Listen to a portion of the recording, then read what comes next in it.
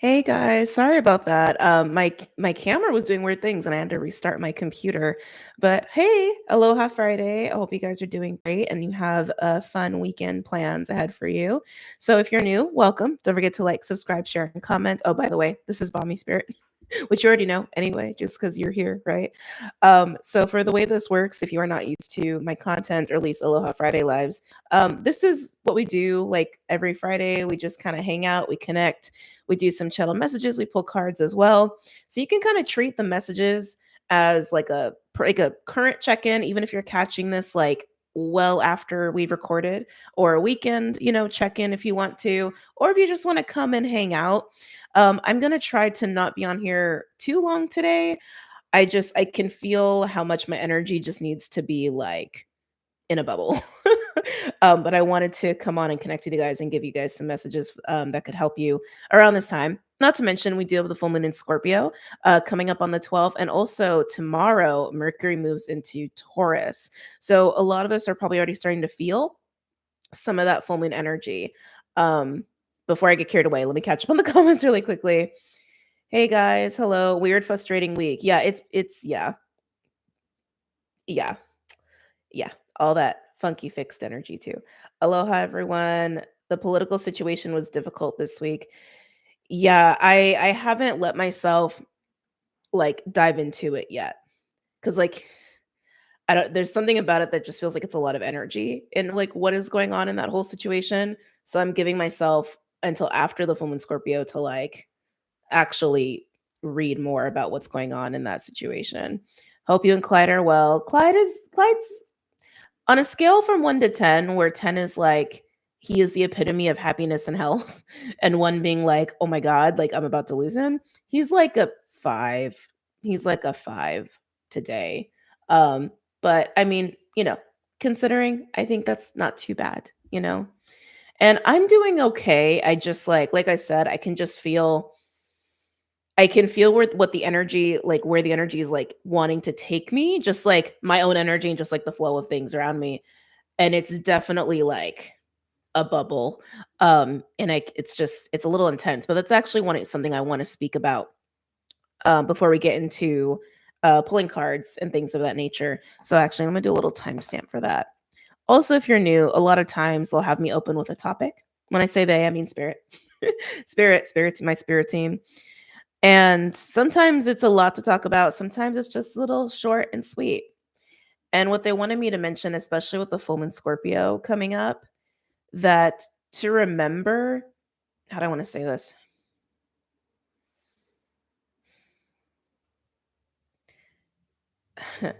To remember that, being in this incarnation, being here, especially for those who choose to grow, like very intentionally, choose to grow, choose to evolve, choose to go through big changes, choose to seize these windows of transformation for, again, for your own growth and benefit and evolution as a person, that it is not always pretty. It's not always smooth. It's not always going to be comfortable. And that's what they were wanting me to speak on about like comfort and comfortability, which I guess makes a lot of sense considering like, Taurus season is kind of the season for comfort and security of sorts, or even just like speaking to things that we are like attached to, even like especially expectations. And also Saturn being in Pisces, that has also been teaching us that too for quite a long time, right? About letting go, and about being a little bit more detached and malleable and open and adaptable, right? And this full moon is no exception. So we were hanging out yesterday, actually the last 2 days, like now that I'm like thinking about it, over on Patreon. We had 2 lives back to back on Wednesday and Thursday. One was the patron weekly, and then one was just like the full moon Scorpio hangout, which was yesterday. And we talked a lot. We had a lot to say yesterday, didn't we, Rainbow Tribe? Always fun, always fun. But in talking about the full moon Scorpio, typically full moon Scorpio cycles is literally the epitome of that, right? It is the epitome of metamorphosis. It's the epitome of rebirth, especially a full moon Scorpio, more so than a new moon Scorpio, right? I feel like sometimes new moon Scorpio actually has more of the like death energy, while full moon Scorpio has more of like the rebirth energy. I don't know. It's just kind of how I feel every time I like feel into it. But with this full moon in particular, This one is going to be active. This one is going to be very loud. There's going to be a lot of energy with this woman, Scorpio. It's not going to be lethargic. It's not going to be slow either. And it is going to be a little intense. But again, intense doesn't have to be bad, right? And it can be really uncomfortable. Yes, this is a full moon Scorpio, and it is about like all of these things I've been talking about. But there are a lot of other aspects that coincide with this full moon that are really taking us there. Scorpio has already taken us there because Scorpio takes us to the underworld, right? But these other aspects are really putting us in the space of confrontation of of all things, all things, including anything within ourselves that are illusions or that are toxic or that are just seriously outdated, and really forcing us to confront these things. And at the same time, as we are confronting these things, and I mean confront, like really, like it's in your face, you can't escape it. Okay. But at the same time, we can also see the value of these things, the value that these things have gifted us. That we can see our own value, we can see our own greatness, we can see our uniqueness, we can see who we really truly are in our highest potential, right? Even if we haven't been ready for that, even if we have, been in denial about that, it is a massive in the face confrontation of truth of all of these things, including, right, how we have our own hand and how we hold ourselves back or how we don't accept truth. And also, once confronted with that, what are you going to do about it? Are you going to do anything about it? Are you going to pretend like you haven't seen the truth, right? So yeah, that's not easy. That's not exactly comfortable. And for some people, it is going to put us out of our comfort zones, like literally getting out of your comfort zone. Because comfort can be complacent. Comfort can keep us from growing and keep us from evolving. And this is a time of evolution. And evolution is not comfortable. Evolution is not always easy. Evolution is not always smooth. It's not meant to be comfortable. If it were comfortable, it wouldn't be a period foreign.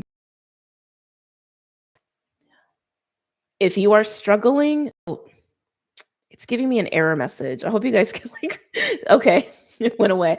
All this tech stuff. So if you're finding that you're having moments where you're frustrated, you're impatient, you're angry, you're sad, you're upset, you're stressed, you're scared, you're human, it's okay. All right. It's part of the discomfort. If you have, especially for like, for our community, right? It's like this is clearly a spiritual community. So like we are like spiritually inclined. Not everybody is, but like our community obviously is. For people who are spiritually inclined, all of you, especially when it comes to spiritual practices or your self-care routines or the ways, the tools, the modalities you try to like use to keep yourself centered or to balance yourself, right? You may have been running into moments where it's just really hard to do it, right? Or it's really hard to uphold those practices, either because maybe you're bored and you're feeling that I got a little laggy. Maybe sometimes it's boredom. Maybe sometimes you just want to do something else. Maybe you're just don't have the energy. Maybe you're too angry to really do it properly. Whatever, right? It's part of this energy. That is part of the energy right now. Um, but despite the discomfort of all these things, it is important to maintain these practices, right? Think of it like your not your boundaries, that's not the right word. Your limits. There it is. Your limits, your capacity, your bandwidth is getting tested right now for all of us, right? Your bandwidth, your capacity, your parameters of your sources of comfort and what you deem as like your normalcy, your baseline. They are getting tested because we are evolving and we are growing and we are expanding, right? It doesn't feel comfortable to grow. It really doesn't most of the time. Like think of like when you were a kid growing up. I never had a growth spurt. I'm very short. But there are plenty of people in this world who like are really tall. And when they were growing up, they literally had phases where like they were growing so fast it actually was painful, right? Think of it like that. Um, and just be patient with yourself in the process. And even in that same vein, to also recognize like this is also why self-care is important. This is why patience is important. Um, because as uncomfortable as some things are, it is also important to recognize like when you do need a little bit of like a timeout, or you need a little bit of like, oh, this is too uncomfortable and I'm hitting a breaking point that actually doesn't feel right or doesn't feel good, then do what you got to do to like take care of yourself psychologically, emotionally, to deal with the level of discomfort of evolution that we're going through as a collective right now, right? Because it is collective. Yes, the full moon is definitely amplifying that, no doubt, but it is a collective ascension experience. And it's not always going to be pretty, and it is going to be uncomfortable. So that's just something they wanted me to really speak on today. So I spoke on it. Um, I will say one little last thing. I know it sounds really random, but I spoke about it on Patreon, and I feel like it's important to mention here. With this full moon, actually, you know what? Let me do a timestamp for this. I will talk a little bit about the astrology of the full moon here. Okay. So, with the full moon is strongly opposing Uranus. It's actually in the T square. This full moon is like fascinating from an astrological standpoint because we have a lot of T squares. We got a lot of T squares, and it's just like I don't know. It's gonna make things interesting. But having the full moon opposing Uranus when it's in Scorpio, and while Uranus is working with Algol, that is a very cutting energy.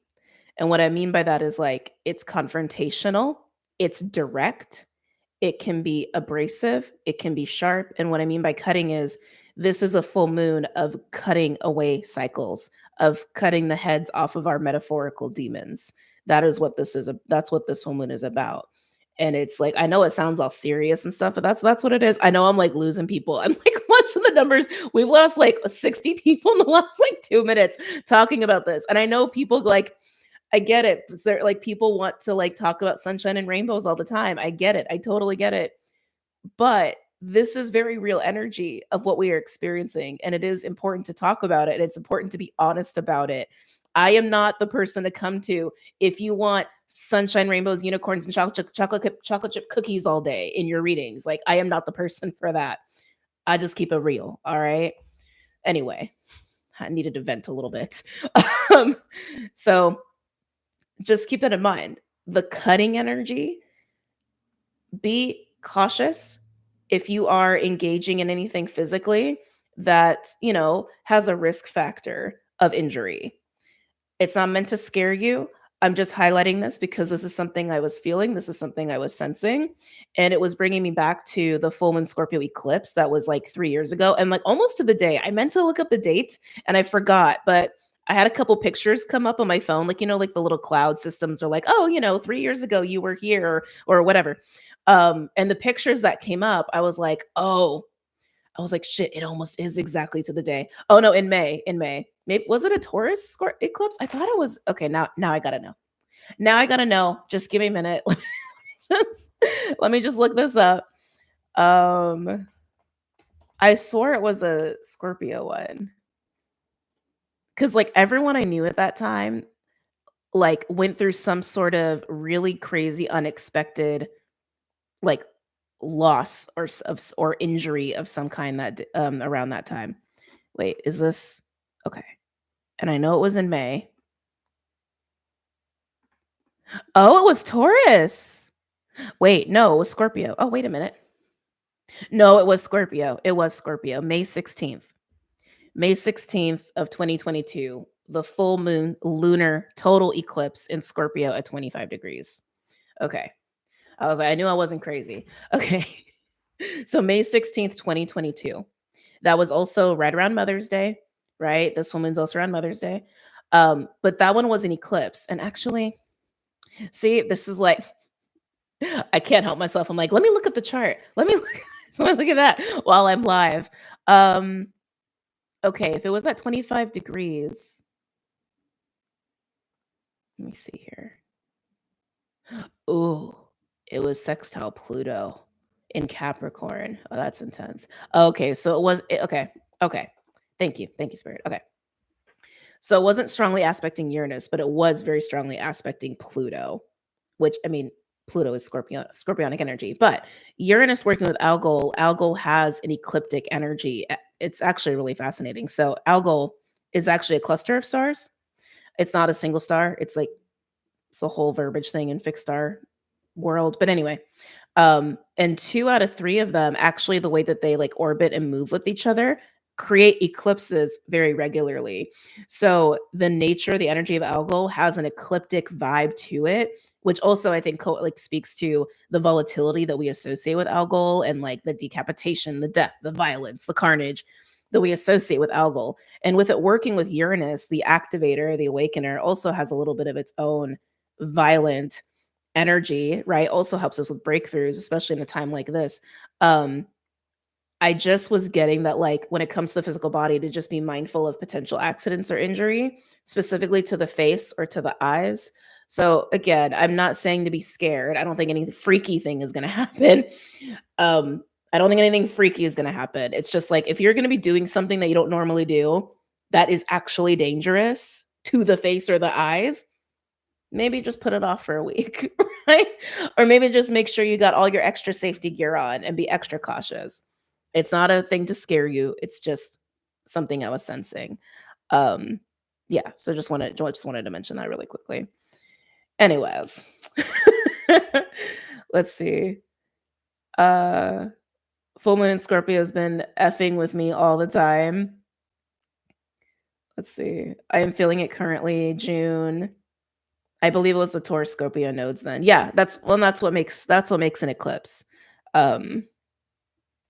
That's part of why we have eclipses that coincide with the nodes. Anyway, it's a whole thing. So I just wanted to give that little disclaimer really quickly before we go ahead and get into readings. I'm not going to do a collective today. I feel compelled to just focus on the signs today. Just catching up on the comments before we dive into that.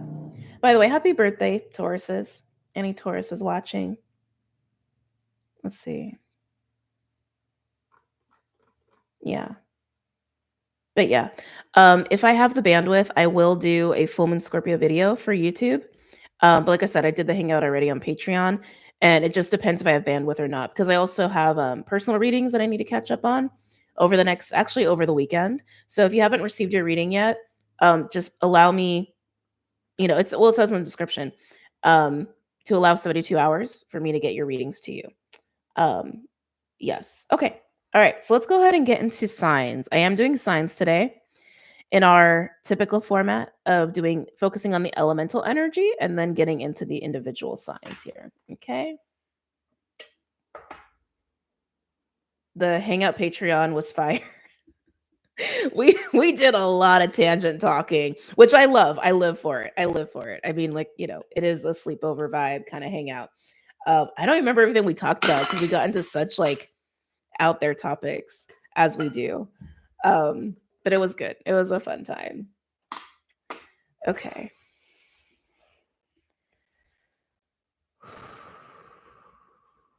Who is going first? Oh, Earth is going first. Not what I expected. Okay. We'll take it. Okay, Earth signs. Maybe because it's Taurus birthday season. Taurus, Virgo, Capricorn, starting with the archetype deck. What's going on for my Earth signs? Any messages or insights for my Earth signs?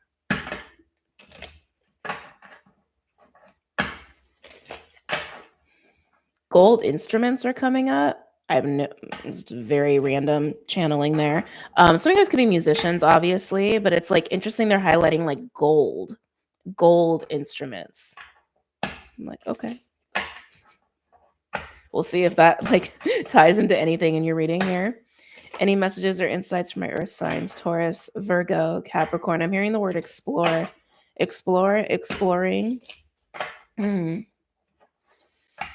Testing the waters. It feels very slow. Earth signs, it feels like like the metaphor, like, oh, I'm just like dipping my toe in. It's giving me that vibe, like you're very, very, very slowly allowing yourself to explore, but it's very hesitant. It's very, very hesitant. You're dipping your toe into new territory, but it's almost like you have anxiety about it. Let's see. Alethea. I like this card. This is a card about just like raw truth, the unbridled truth, universal truth. I feel like this is very full moon Scorpio. I feel like this is staring you in the face. It's like giving me Ace of Swords, actually.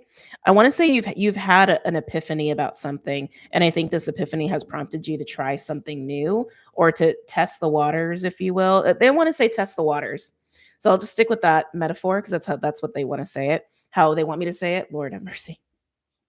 Yeah, you've had an Ace of Swords moment, or you're about to, and you know it's time to test the waters.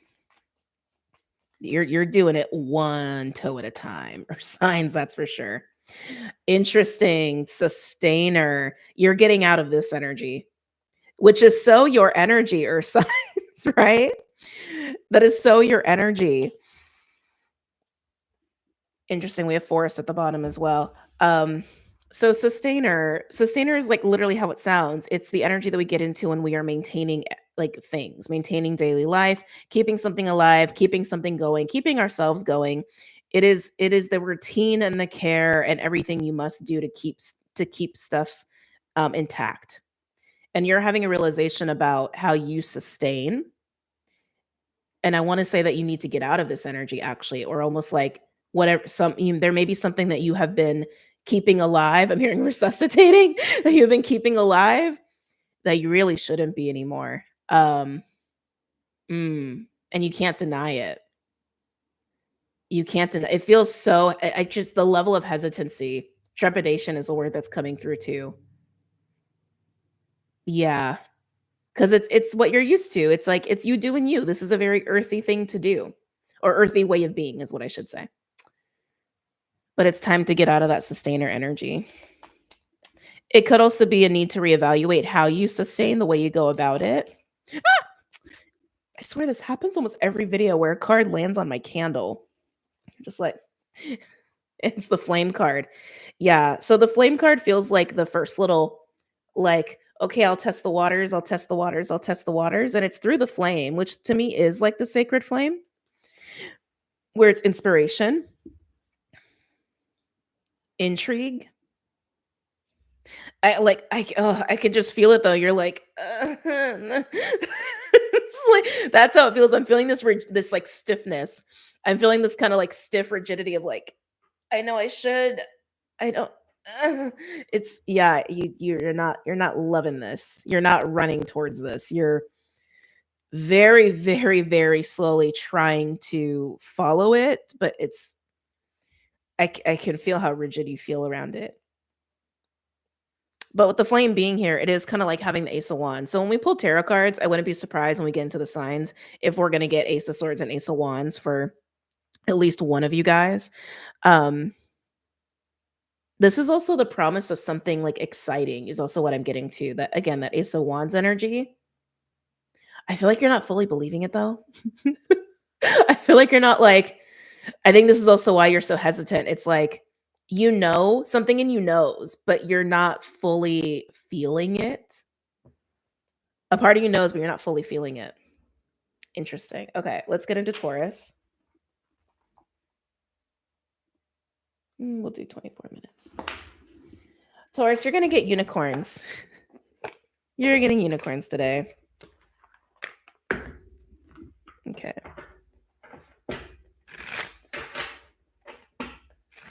Flame card to it, like, yeah, my candle's like way over here while the cards are like here. And it was like, bloop. By the way, if you are new, all the decks that I use are linked below, except for the unicorn deck because that was a gift. And I don't know if you can even buy it online, to be honest.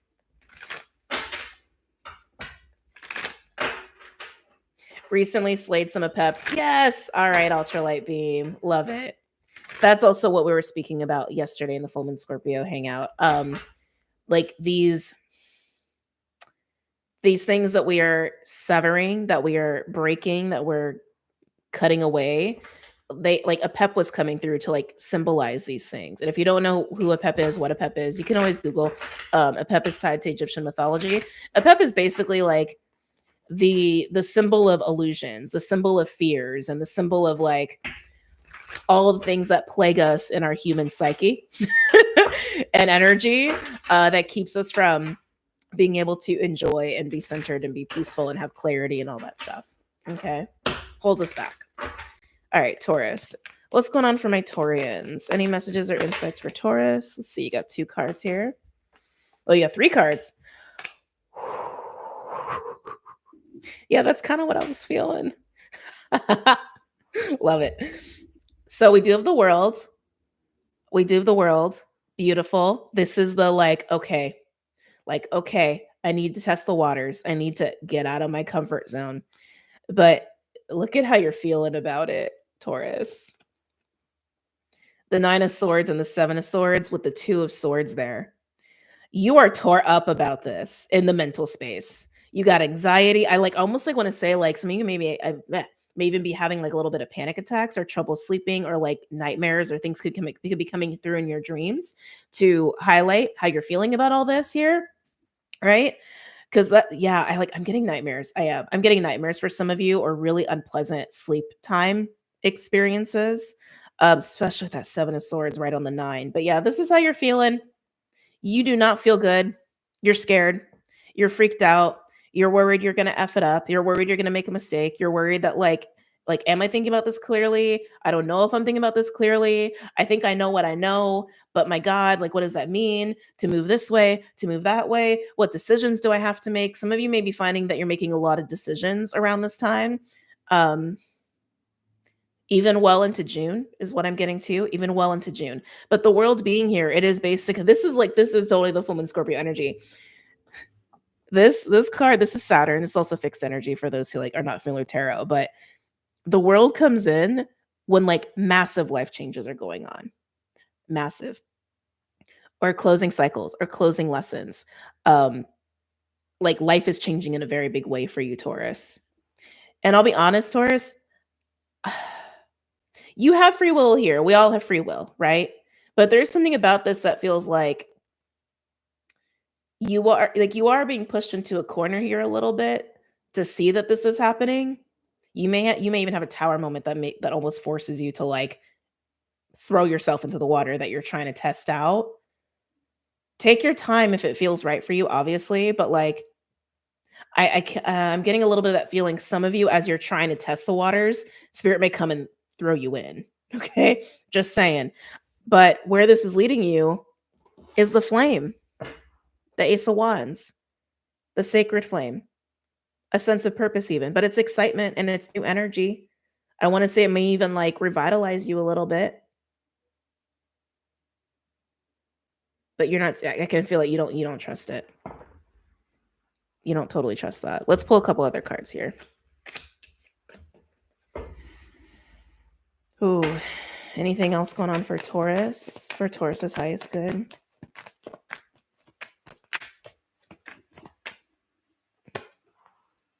Decisions. Yeah, I feel like there's a lot of decisions you're going to have to be making around this. Because I feel like the truth hits you and you're like, oh God, that's the truth. Oh God, that's really what's happening. And then all these fears, right? All these fears. I got to try something new. I got to test these waters. And it's up to you how you do it. But with the 2 of Swords energy there and then the 2 of Pentacles, I feel like it's more than one decision or more than one way of testing out these waters, so to speak. Any other messages or insights for Taurus? Patience and moderation. And it's kind of what I was getting at before in the little beginning chat, Taurus. When I was speaking about the discomfort, how uncomfortable going through some of these experiences are, some of these phases of evolution are, and that they're not easy. They're not pretty, no matter how much we want them to be. Evolution is evolution for a reason, right? Sometimes it is earth-shattering, no pun intended. I just realized how that came out. Or maybe pun intended, I don't know. Spirit's speaking through me right now. Sometimes evolution is earth-shattering. Sometimes it has a violent energy to it. Evolution can be slow. It can take time. but it is about breaking the limits and parameters of which we are comfortable with. Breaking anything is not comfortable, right? Think of like when anyone who's ever seen like a baby bird break out of an eggshell, it doesn't look comfortable, does it? It's like, it does not look like a comfortable, fun, pleasant experience, right? Also, the energy of rebirth, not easy, not fun, not comfortable by any means. And so, in those moments of discomfort and like of those emotions that come up when we're not comfortable, we don't feel very good, right? Nine of Swords, Seven of Swords.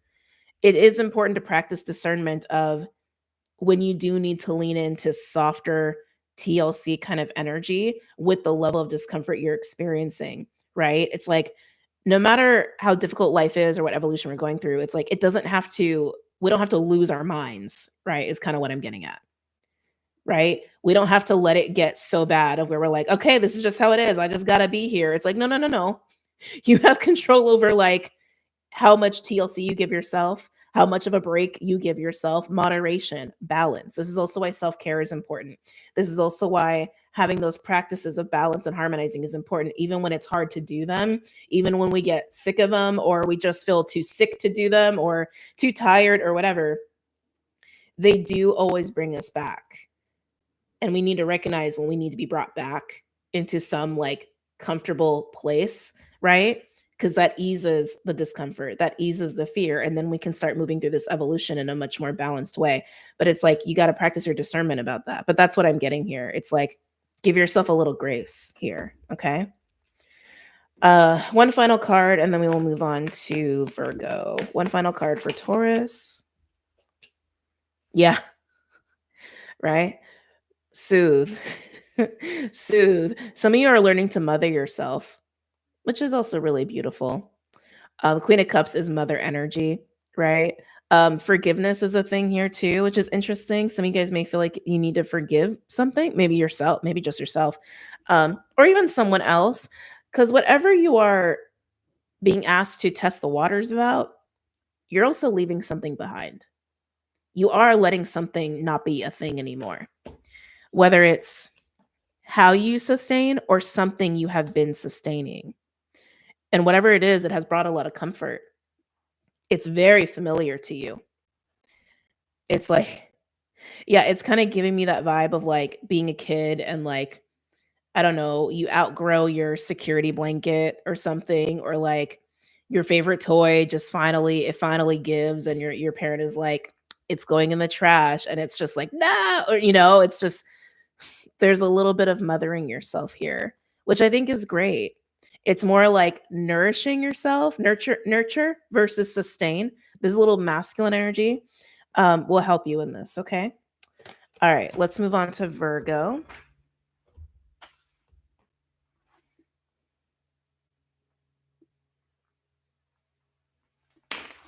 All right. Virgo, you're getting glow in the dark tarot.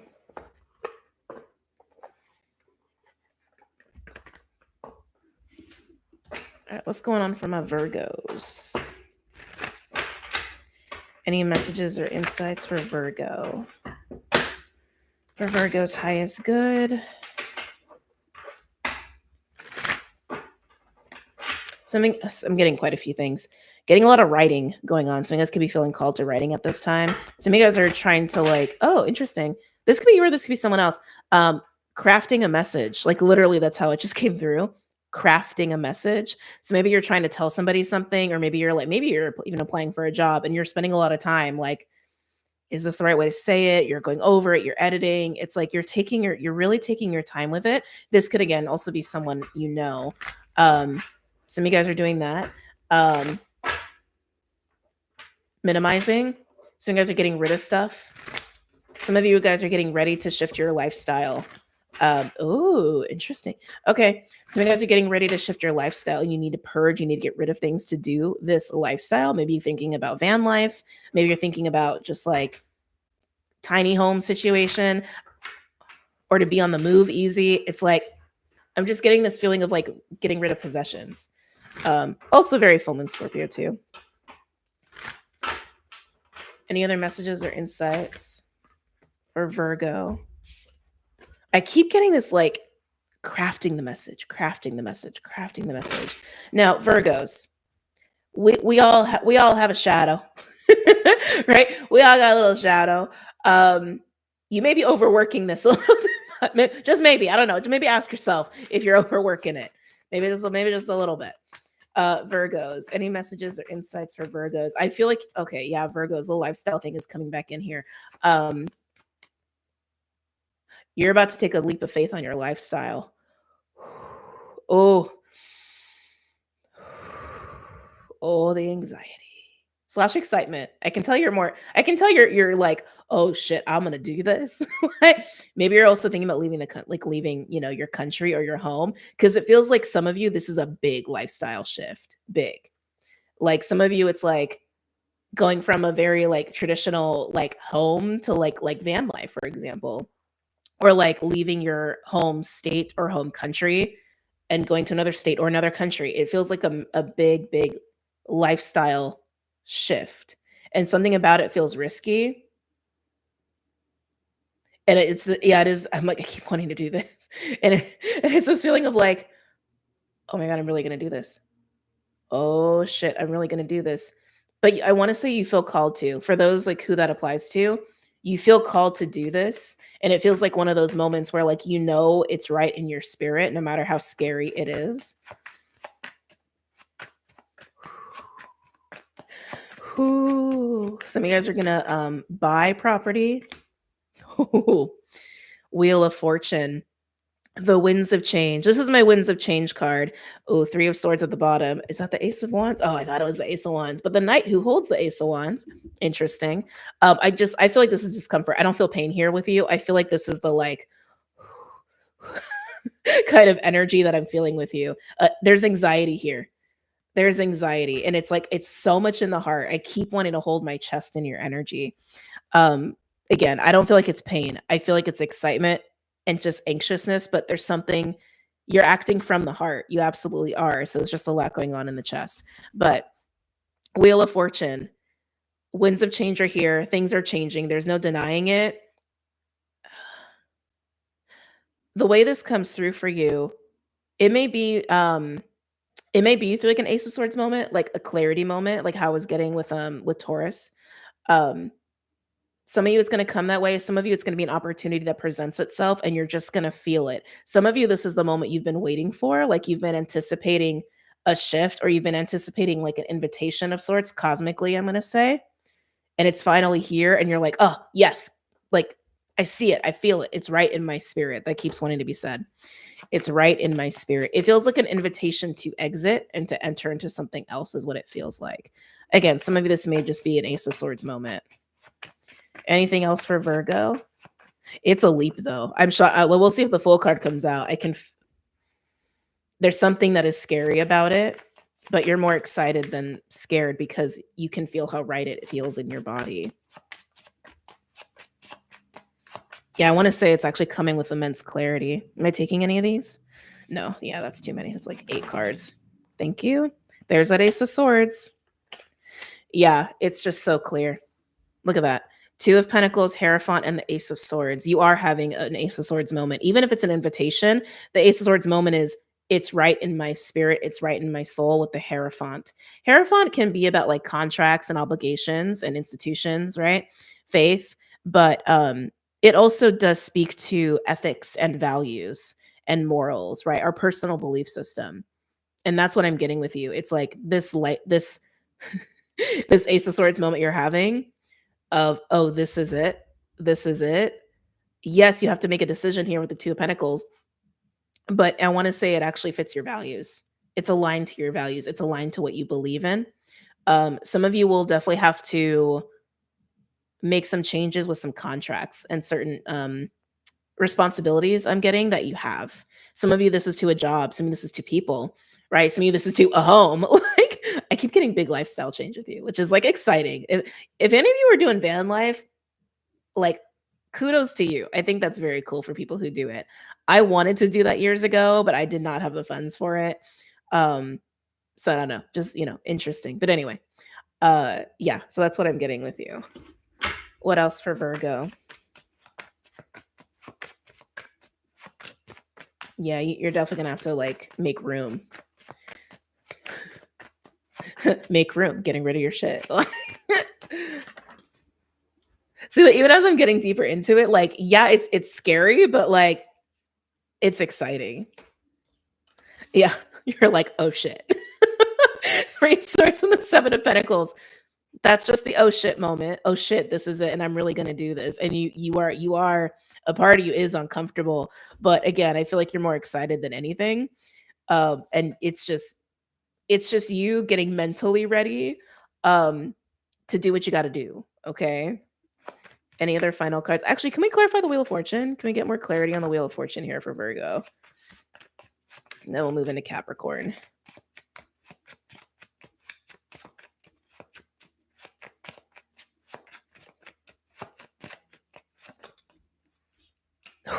Oh, nice. Yeah. It's like the door opens to what you really want with the Queen of Wands. Because, yes, the clarity is there, right? But more than that, it's right. The flame holding the wand as the Queen of Wands.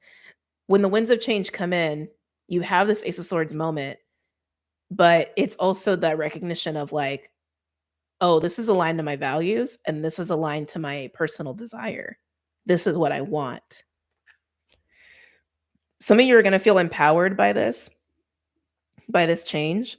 It's just you definitely are going to have to take a little time to like make peace with that. Okay. Very nice. All right, let's get into Capricorn. Where am I putting you? I'm gonna put you over here. Let's see. I live vicariously watching van life YouTubers. I think it's a really cool lifestyle. I do. Especially someone who likes to travel so much. Like, I totally get it.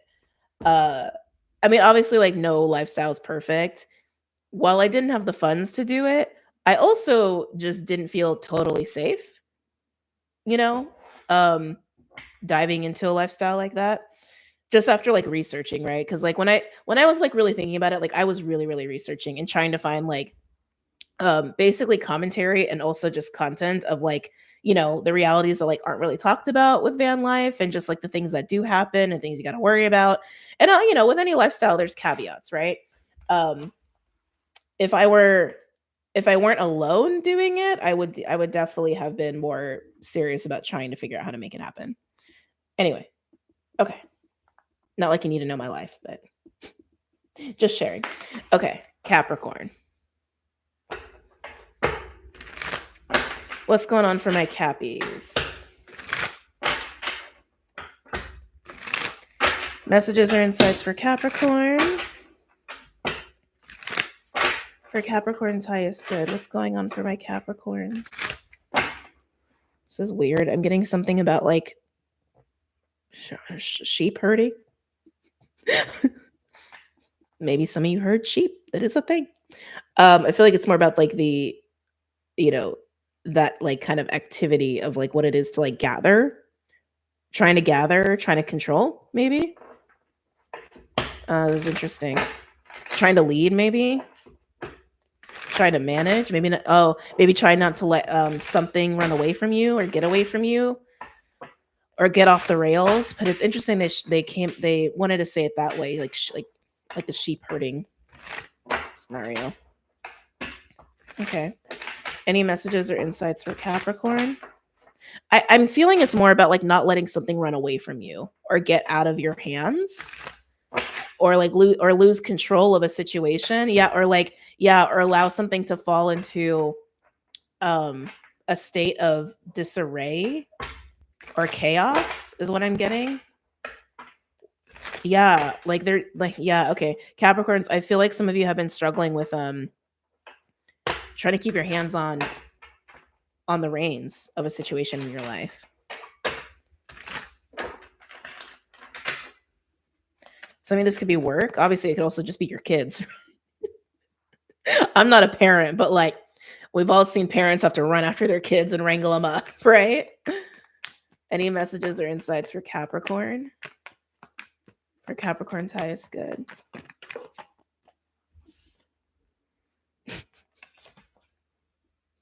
Everyone's getting the Ace of Wands. I love it. What's the second card here? Ooh. the moon, and the 8 of wands at the bottom. Okay. So Capricorn, some of you guys could absolutely be struggling with like trying not to let something get out of control. But it's gonna sound strange, but maybe not sound strange. It actually feels like you're trying to grab a hold of your dreams. Like of your dreams and your emotions. I'm mostly getting ideas. Inspired ideas. Thank you. Inspired ideas. Some of you it's like intuitive downloads. And that's like what I'm getting with the moon. It's almost like they're there, but it's like you can't like this is kind of funny. Um, you're having trouble like really grabbing a hold of these things and really like embodying them. It's almost like they get away from you somehow. Maybe you struggle with being neurodivergent. Like I'm getting like inspired ideas or intuitive downloads. How you really feel about something. It's like you have a hard time holding on to these things and embodying them. They like run away from you. They get away from you. They get away from you. That's all they want me to say. They get away from you. Interesting. Herding cats. Oh my god, could you imagine? One cat is tricky enough. Sometimes like I am so glad that Clyde is as big as he is cuz like he can be fast. He's definitely gotten away from me before, but he's big enough and long enough to where it's actually like a little easier for me to catch him than a normal sized cat. Plus, he's older now. But yeah, no, thank you. I don't want that job of herding cats. That sounds very difficult. Sounds like chasing chickens. Anyway, what else is going on for Capricorn here? Yeah, it's like something has been elusive. Like the truth has been elusive for you, is what I'm getting, Capricorn. The truth has been elusive, and it's like you've been trying to like grab a hold of it and like hold on to it and keep it and have clarity of it. But that's so interesting. Why would it be so hard to keep a hold of the truth? 4 of Pentacles, again, that like trying to maintain control, trying to grab, trying to hold on. So I'm getting it both ways here, Cappy, where some of you, and some of you may resonate with both of these messages, but some of you are struggling to keep control over a situation. Okay. Some of you that can even be yourself in a way. Others of you, it's like you keep getting this, like these little glimpses of some sort of truth, but you're having a really hard time holding on to them. Very interesting. Okay. Anything else for Capricorn? Any other messages or insights for Capricorn for Capricorn's highest good? Let's see here. Queen of Pentacles. This is interesting. That Queen of Pentacles energy. It's like that Queen of Pentacles energy, I feel like is a state that you are having trouble staying in. Yeah, okay, so that's kind of interesting. It's like I keep getting this feeling like with the 4 of Pentacles and the Queen of Pentacles, like you're trying really hard to be in the state of the queen, like you're trying to be in your flow, you're trying to maintain even, but it's like you're having to like get up off your throne and go do this. You're having to get up and go do that. It's like you're having to chase sheep. Like, right? You're having to like go and run after little things to like maintain a situation. Like you can't, some of you are having trouble even just like getting rest, taking care of yourself properly, having time for yourself, feeling grounded in yourself. It's like you're wanting to stay the Queen of Pentacles, and it's like it almost feels like the energy around you is not allowing you to. This is like so interesting. It's almost like you're being forced to be the king, not the queen.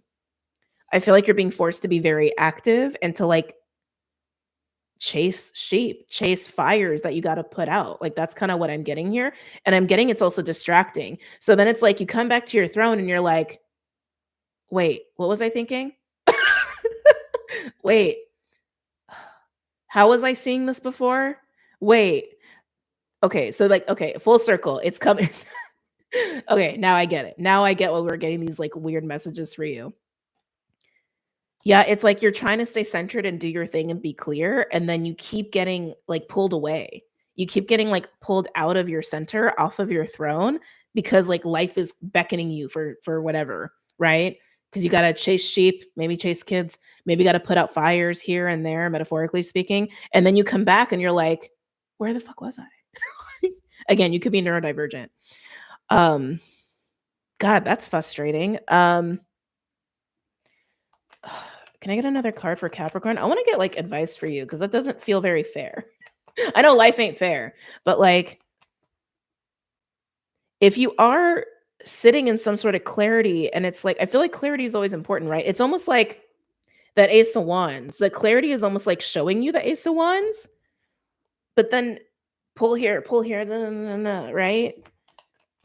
How are you ever supposed to like fully embody that if you're constantly being pulled in other directions? Oh, maybe this is part of it, Cappy. Maybe this is part of it, to recognize what distracts you, what you allow to distract you. Seven of Pentacles, you're evaluating. Yeah, I think that's it, Cappies. I think that's it. Okay, so there's a couple things here.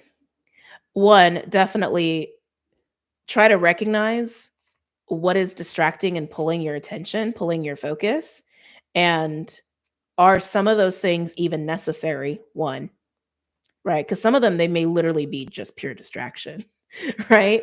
Some of them may be your own, and Cappy, let's be real. Some of you may be your own tendency to be a Capricorn and to just be productive and do things and be busy.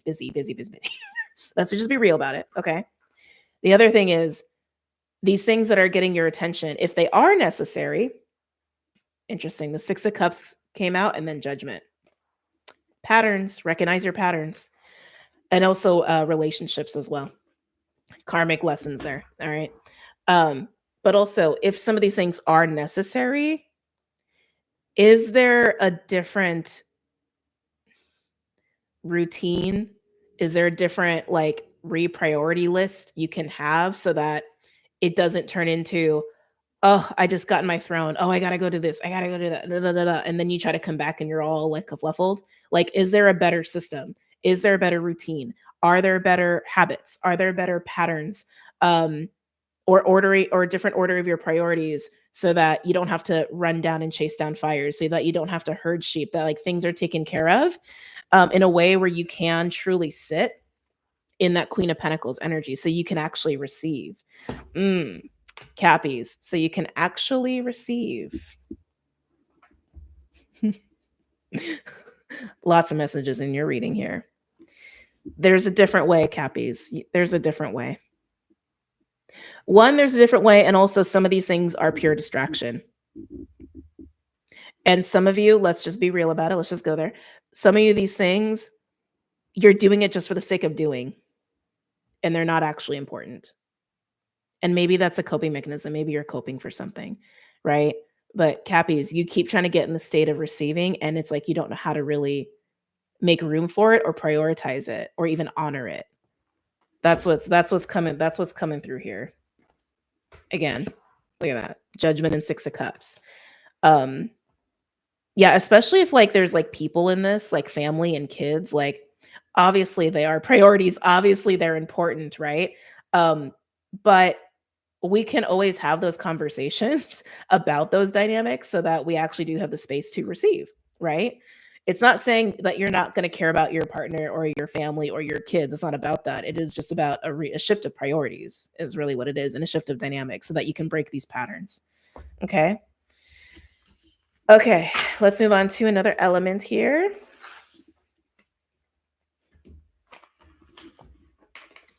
All right.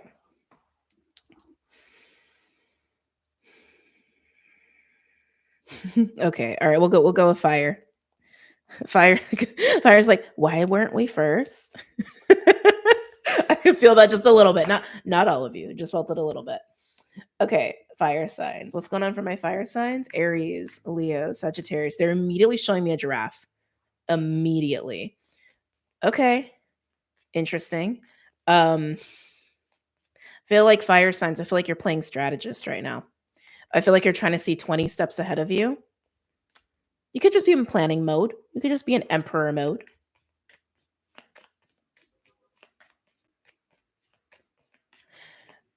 Thank you. It's a good energy. It's a good energy because you're trying to like, I'm hearing playing field. Yeah, you're like in total emperor mode here. Maybe you're in a competitive state right now. You're trying to see the playing field.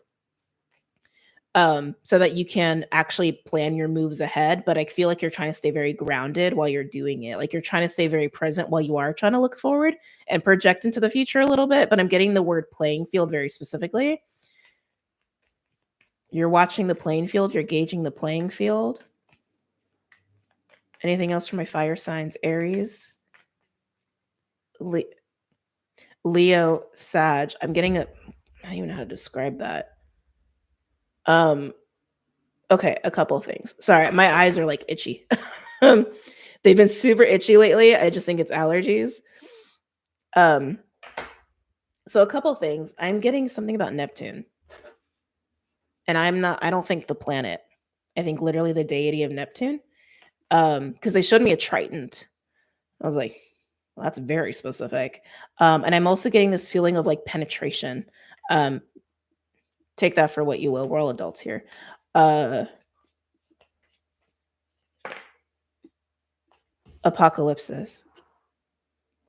Apocalypsis is like a clean slate. The playing field is getting cleared out. Interesting. So fire signs, you're trying to like gauge the playing field. Dare I say battlefield? I almost want to use both like interchangeably. Who are you? Your battlefield is your playing field. Is that what this is? Is that what's going on?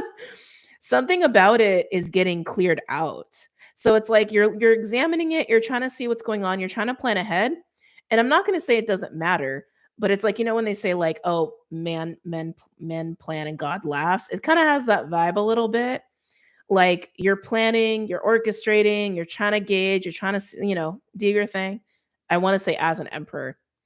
And it's almost like some sort of unseen, unexpected thing happens and like the playing field is gone. The battlefield is gone.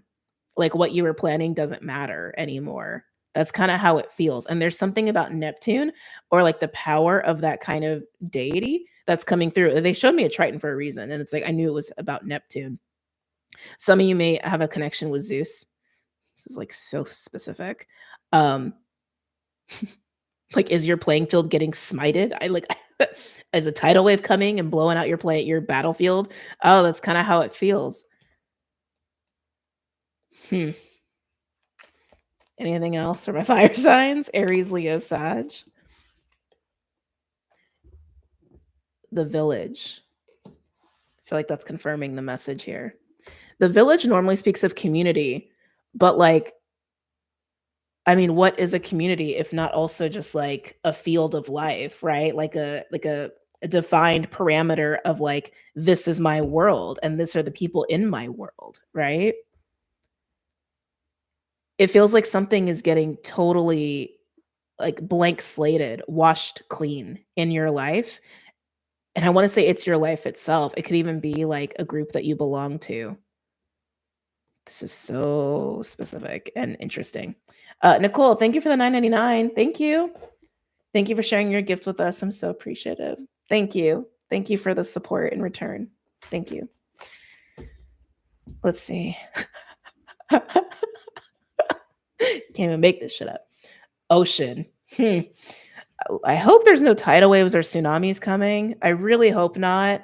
When Uranus is in Taurus, there tends to be a lot more like natural disaster activity, like earthquakes and tidal waves and tornadoes and things like that, volcanoes going off. But when it's like activated by some like, bigger astrological force, like a full moon Scorpio, it can raise the probability of that essentially. I hope that's not what it is. Hope that's not what it is. I feel like it's all metaphorical. But Neptune, Tritons, the land getting washed clean, it's kind of given those vibes. But take the metaphor as you will with your own life here, okay? The ocean here also represents the cosmic void a little bit for me personally as a reader and our emotional depths. And then we also have agape, which represents alignment for me and unconditional love. So, okay, thank you. Thank you. Let's come back. Thank you. Okay, this makes sense. This is why battlefield and playing field are coming in interchangeably. You are being washed clean. You are. But what you're being washed clean of are these, I want to be very specific with my words. what makes you want to fight? Battlefield. It's almost like, what are the words here? Okay, when you look at a battlefield, right? Not to be gross, but like you see carnage, you see dead bodies, you see grim, violent things. It's very depressing. It's very, ugh, right? It's almost like the battlefield is like represents your memories, your collection of memories of certain relationships and certain relationship dynamics and how that has gone and the stories that have been brewed from these experiences. I want to say it's like the battlefield of your previous relationships, not just romantic, but even like friends or family or coworkers. That's what I'm feeling here. That's what's getting washed clean and that's what's being turned into a playing field. Battlefield to a playing field. It's getting washed clean so you can play in it. So there is a relinquishing or releasing of words are so hard today. Mercury going square. Mercury going square Pluto and all these other things, making it hard for me to speak. It's kind of giving you a second chance at relationship experiences, but memories are coming through strongly to be spoken on here too. It's almost like you're being washed clean of getting too focused on the painful memories versus the memories that evoke love, right? And unconditional love. So it's not like, you can't change the past. Like, it's not like these things are suddenly not like ever happened to you. It's not like that. But you're being washed clean of the attachment to them. That's what it is. You're being washed clean of the attachment to these memories and these experiences and these grudges. And from this feeling of when you look to the sea of your memories, of your past experiences with people, instead of seeing a battlefield and dead bodies everywhere, now you see the potential. Now you see what can be. It's been cleaned up. Trees have grown, trees have been planted. The grass is green. It's not stained with blood, right? It's like it is now an open playing field for loving relationships. Mm.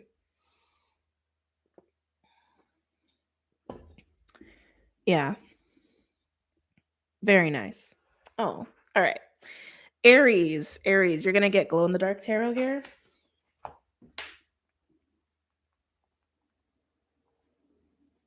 Okay.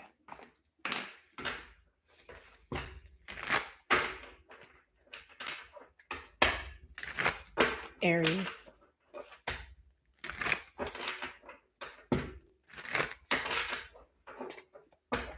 Any messages or insights for Aries?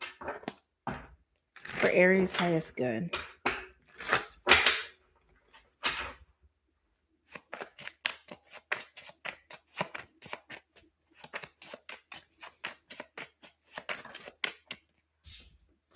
Ten of Pentacles, your first card out. Okay.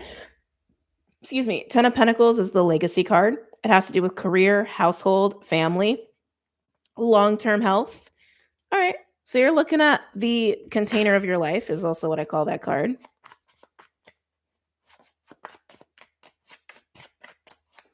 Any other? Thank you. Ooh. Wow. Okay. Okay, Aries, look at you. We have the 10 of Pentacles and the 10 of Cups. So this is looking at the container of your life, your playing field, right? Looking at the people in it and associating it with a 10 of Cups. That's beautiful. That's lovely. Okay. Some of you feel like you are ready to. Okay, so I'm getting a couple things here because I'm getting like a milestone energy. Some of you are retiring. Some of you are welcoming a grandchild is also what's coming through too. Some of you are actually entering more of starting that phase of your life, of starting a family, creating a home with somebody, right? So it's like different milestones. It's like when we go from like, right, like youth to adult or adult to elder, like these are the milestones that I'm getting here.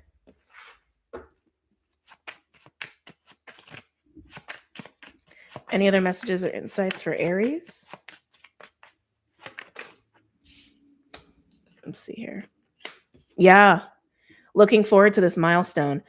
Three, I'm hearing, and a readiness for it. Wondering if you feel ready. 3 of Pentacles and the 3 of Wands. if you're ready for this next field, if you're ready for this next adventure. So Aries, for you, it seems like the being washed clean, so to speak, has more to do with like I'm getting like a baptism energy. Maybe, a child that's getting baptized. It's giving me more of like washing yourself clean of maybe you're in a Saturn return, of the previous life before you pass the threshold of this milestone of becoming a grandparent, or moving into your golden years, right? Or starting a family, or even moving out on your own, or feeling like you are doing all the things to become an adult. Like, you understand what I'm saying? It's like it's giving Saturn energy, like those Saturn return cycle mile markers. And it's just like I feel like you're sitting here and you're just like, all the things you got to do to like move past the threshold and embrace this next step. But it feels like part of that is washing yourself clean too of what was before. And not in a bad way, right? Because it's like what's really happening is we're just cleaning up the dead bodies. Right? If you're talking about like the overall for fire, we're just cleaning up the dead bodies. We're just detaching from the unpleasant memories of the last however many years. I mean, this is like a 20, 30-year cycle. And we're just going to allow us to carry the love moving forward so that we can just start anew, right? We can move into this like next phase of our life, the next 20, 30 years of our life, and just like, this is a fresh start. This is new. I am a different person than I have been before, and it's going to be XYZ, whatever, right? Any other messages or insights for Aries? Six of Pentacles. Okay. So there's some give and take happening here. This can also be a card of charity or volunteering. It's a generous energy. I like this. Maybe you're being generous. Why is the Six of Pentacles here for Aries? Oh, I like it. It's like it's actually giving me these vibes. It feels really open. Mm. I don't know. It feels good. Yeah, very open, very generous, very receptive. This could be you, this could be someone else, but it could even be a shared experience. Why is the Six of Pentacles here for Aries? And then we'll move on to Leo. Why is the Six of Pentacles here for Aries? Yeah. Oh, nice. Yeah, this is that openness and receptivity and like the unconditional love that we are starting this playing field with as we change it from a battlefield to a playing field. Six of Pentacles, the Star, and the Nine of Wands. This is healing energy. This is love. This is reception. This is generosity.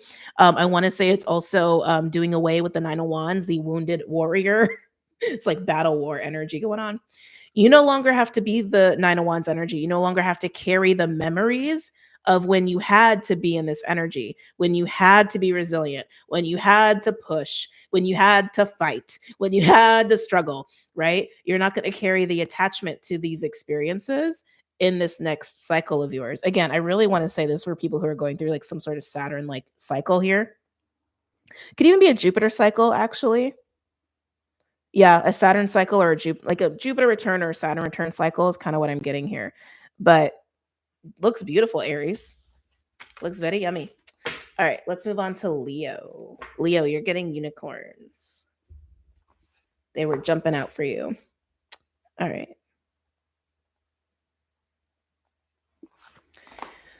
Leo, what's going on for my lions?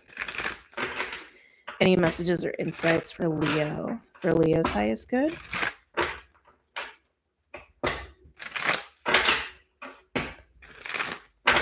Leo. Any messages or insights for Leo? Leo, some of you guys are getting cravings. I'm getting like food stuff coming up here.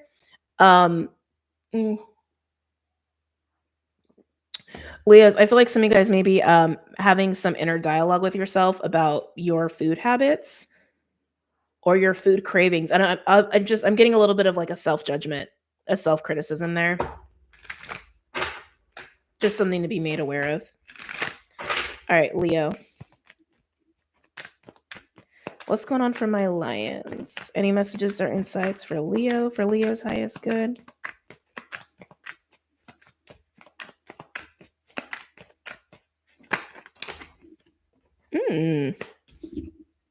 King of Swords. Okay. Are these my lions? I'm getting the vibe it may not be your energy. Aquarius, your counterpart is coming through here. I know there's something about this energy that doesn't feel great. It could be you. I can't shake the feeling it may be someone you know or someone you're dealing with. It could be someone you're thinking of. It could even be someone you're thinking of. The energy I'm getting off of this card, I keep wanting to wince at it, like almost like I don't want to connect with it or I don't want to trust it. I think this is someone you know. Again, Leos, even just the food message that came out earlier, you could be going through a little bit of a bout of not trusting yourself, okay? Or questioning yourself or doubting yourself. So just, take time with yourself if that's what's happening, just to have a little talk with yourself about that. But I keep wanting to wince at this. I don't really want anything to do with this energy in your reading, and I think that's how you feel about it. This could be someone you work with. This could even be a boss. This could be somebody who works in like legalities, or they yeah, I know this vibe. This could be somebody who works in like the legal field. I want to say someone who like plays with like the nuances of words and like what's right and what's not right. Like technicality, that's the word. They play with technicalities. Yeah, I don't love this vibe. Let's pull more cards. Let's keep going. Anything else for my Leos? Any other messages or insights for Leo? Some of you, this is an archetype. And for those who don't know what that means, some of you, this represents a type of person that there have been many faces of this kind of energy in your life. Okay. I want to say it's time. Yeah. Okay. Leo, some of you, it's time to break the pattern. Okay. It's time to break the cycle of the way you have dealt with these kinds of people. And that message is for those who have had many faces by this same energy in your life.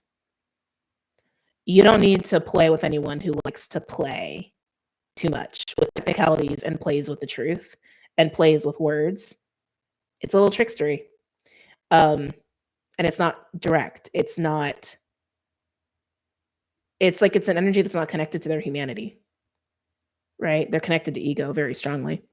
And ego's not bad, but when you're not connected to your heart and you're not connected to your humanity, that's a problem. Yeah, some of you guys needed that confirmation, needed to hear that. Six of Pentacles. I can't shake it, Leo.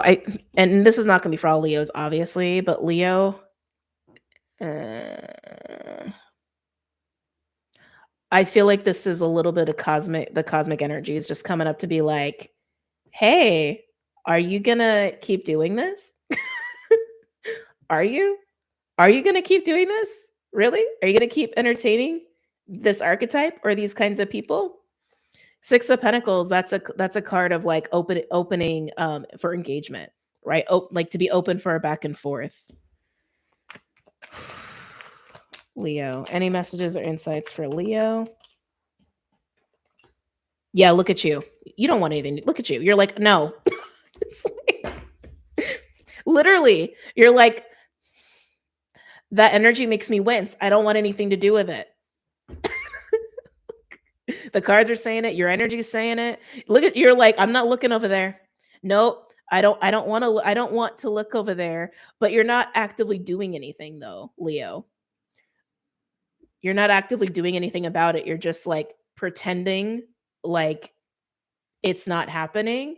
Some of you are doing that, like just like, trying to ignore, but others of you, it's like, you actually should say something and you're not. Yeah, I feel like you're about to break a really long-standing pattern or even a karmic cycle. Giant crow just flew by the window, by the way. And low. That's why it caught my eye. I was like, what is that over there? Any other messages or insights for Leo?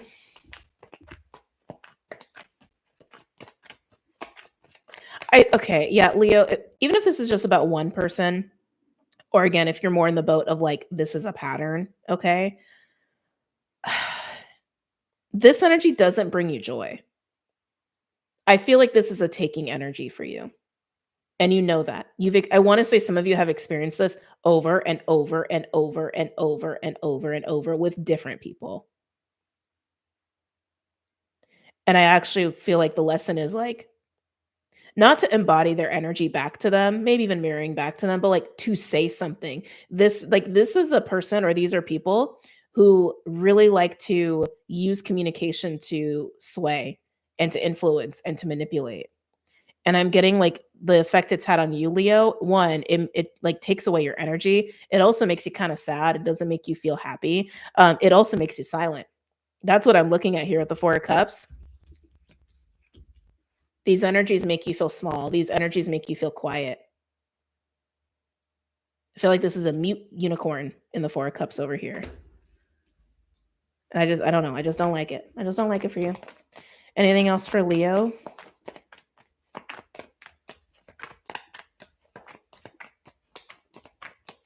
Now, again, some of you, this could just be that you're thinking about these people. They don't have to be showing up in your life. I think a lot of you, they are, so that you can finally say what you need to say, right? But some of you could just be remembering these people, or like they're just like hanging around in your consciousness. They're hanging around in your mind. They're taking up space in there. They don't have to, right? They don't have to. It's like even if they're not around, they're still you still feel crappy. Like that's also what I'm getting. Time to wash yourself clean of that. Okay? Because that's also not cool too. Like if there are people not even in your life and they're still affecting you, no, it's time to clean house.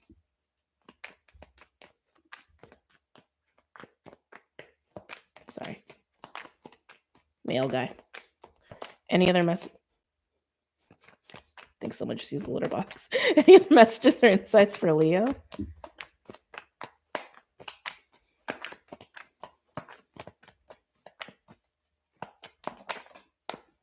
Yeah, Leo, I don't like it. I don't like it. Four of Cups and the Ace of Swords. This is the effect these energies have had on you. They make you doubt yourself. They make you feel small. I'm getting also tired. They don't make you happy. I want to say they actually steal your joy a little bit, and they make you silent. They make you question yourself. And if you're just thinking about these people and they're still making you feel this way, it's time to do something about that. And that is totally within your control. But if these people are trying to like engage with you and open the door,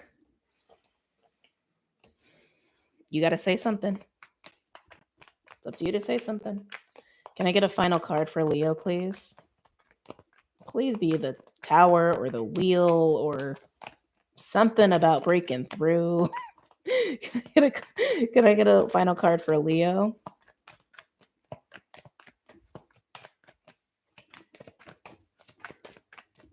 Final card for Leo, please.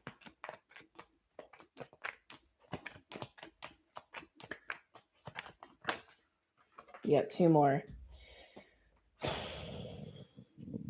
Nine of Swords and Temperance. Oh, Leo.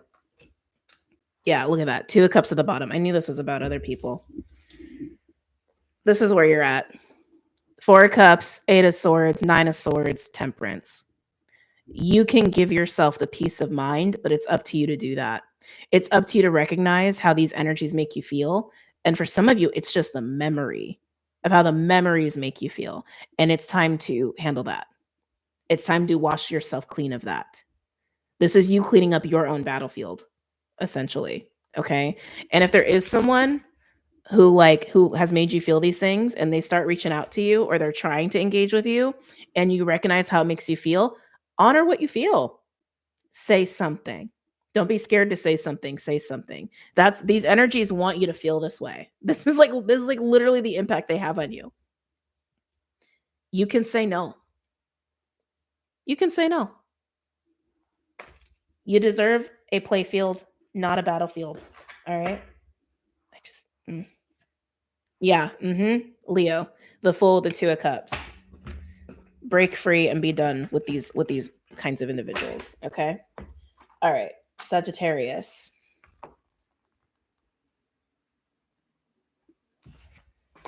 Saggy. What's going on for my Saggies?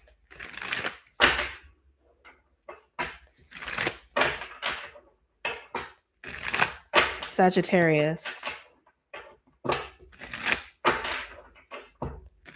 Sagittarius. Any messages or insights for Sagittarius? For Saggi's highest good. Hibiscus is coming through really strongly. Even like dark red kind of colors are coming through. Ooh, it feels really nice. It feels very sensual. You could be like really in your sexual energy. That's fun. That's always fun. Okay. Any other messages or insights for Sag? I feel like mutable signs are going to have it the easiest around this full moon. I think fixed signs are going to have it the hardest.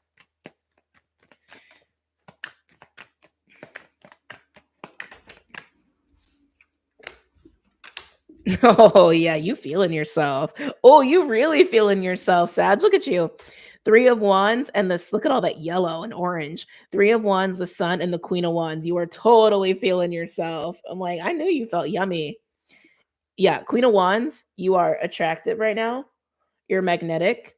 You're feeling playful. You're feeling sensual. You're feeling very sexy. You're feeling very confident, radiant even. The Sun and the 3 of Wands, you're feeling really optimistic. You're feeling really hopeful, and you're looking forward. You're looking ahead to the future. You're just feeling really good.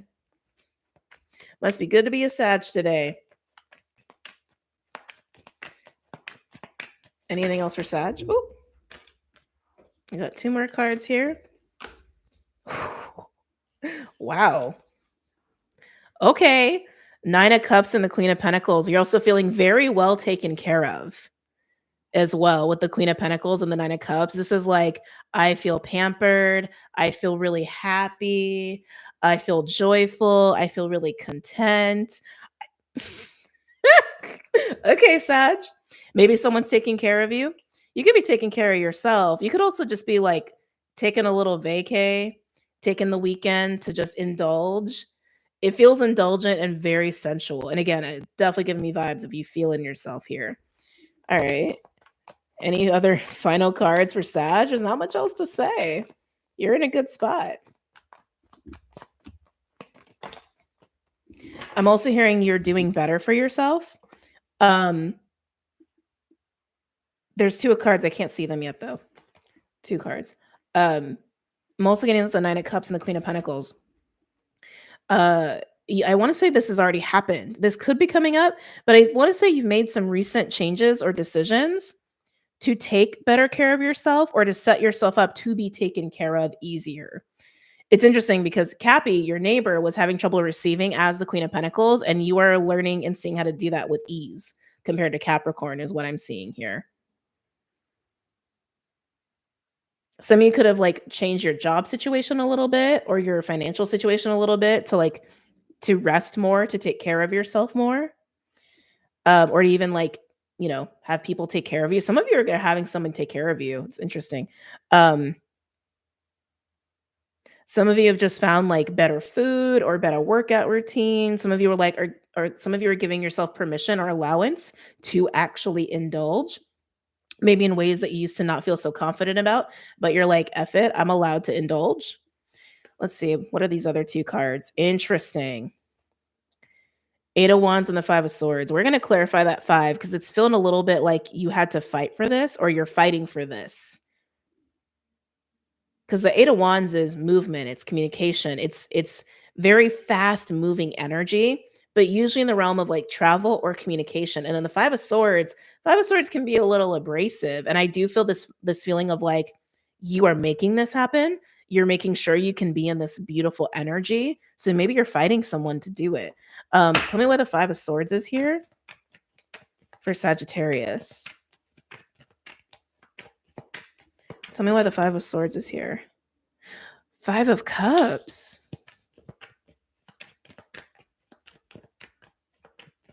Interesting. Who did I just do before this? Leo? You could have Leo chart, not necessarily, but I feel like you are this is you recognizing what steals your joy, what makes you feel crappy, when like what takes away from your ability to enjoy yourself and feel good about yourself. And you're not letting that stop you anymore. You're not letting those things get in the way. Tell me more about the 5 of Swords and the 5 of Cups. I want to say literally like people, situations, habits that actually bring conflict into your life. Tell me about Five of Swords and Five of Cups here for Sag. Can I get one more, please? Oh, some of you, this is around your workplace. I kind of was feeling shift in work anyway. Yeah, with the 10 of Wands. So whatever these little peps are, these little things are, okay? I want to say they're little. I don't feel like they're big bosses levels of things you need to slay necessarily, but it's either environments or it's certain people or it's engaging in certain things or certain activities that bring conflict that also make you sad and make you not feel so good or also make you feel like you are like having to uh, uh I want to say be in a fight mode. Be in a fight mode instead of being in a pleasure mode. And Sag, I mean, we know you like the pleasure, right? Yeah. So this is you just recognizing that and doing what you got to do to not let those influences continue. Yeah, some of this is going to come with a shift in your job.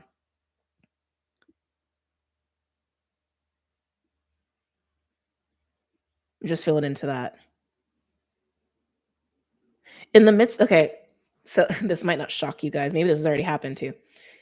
If you guys are needing to make changes with work or having to like negotiate hours or something like that or your pay, the conversation may not go as planned, but things are working in your favor. Like some of you may lose your job. And I do feel a little bit of like a temper going on there, like maybe a little bit of an argument ensues, or they just say the wrong thing or trigger the wrong button. Because I'll be honest, I feel like it's coming from you. And you might be hard on yourself about that, but at the same time, you're going to feel very free and liberated. So, you know what I mean? And you'll find something else. You'll find something else. Interesting. Okay. Moving on to another element. Ooh. Oh, excuse me. All right. Who's next? Air or water?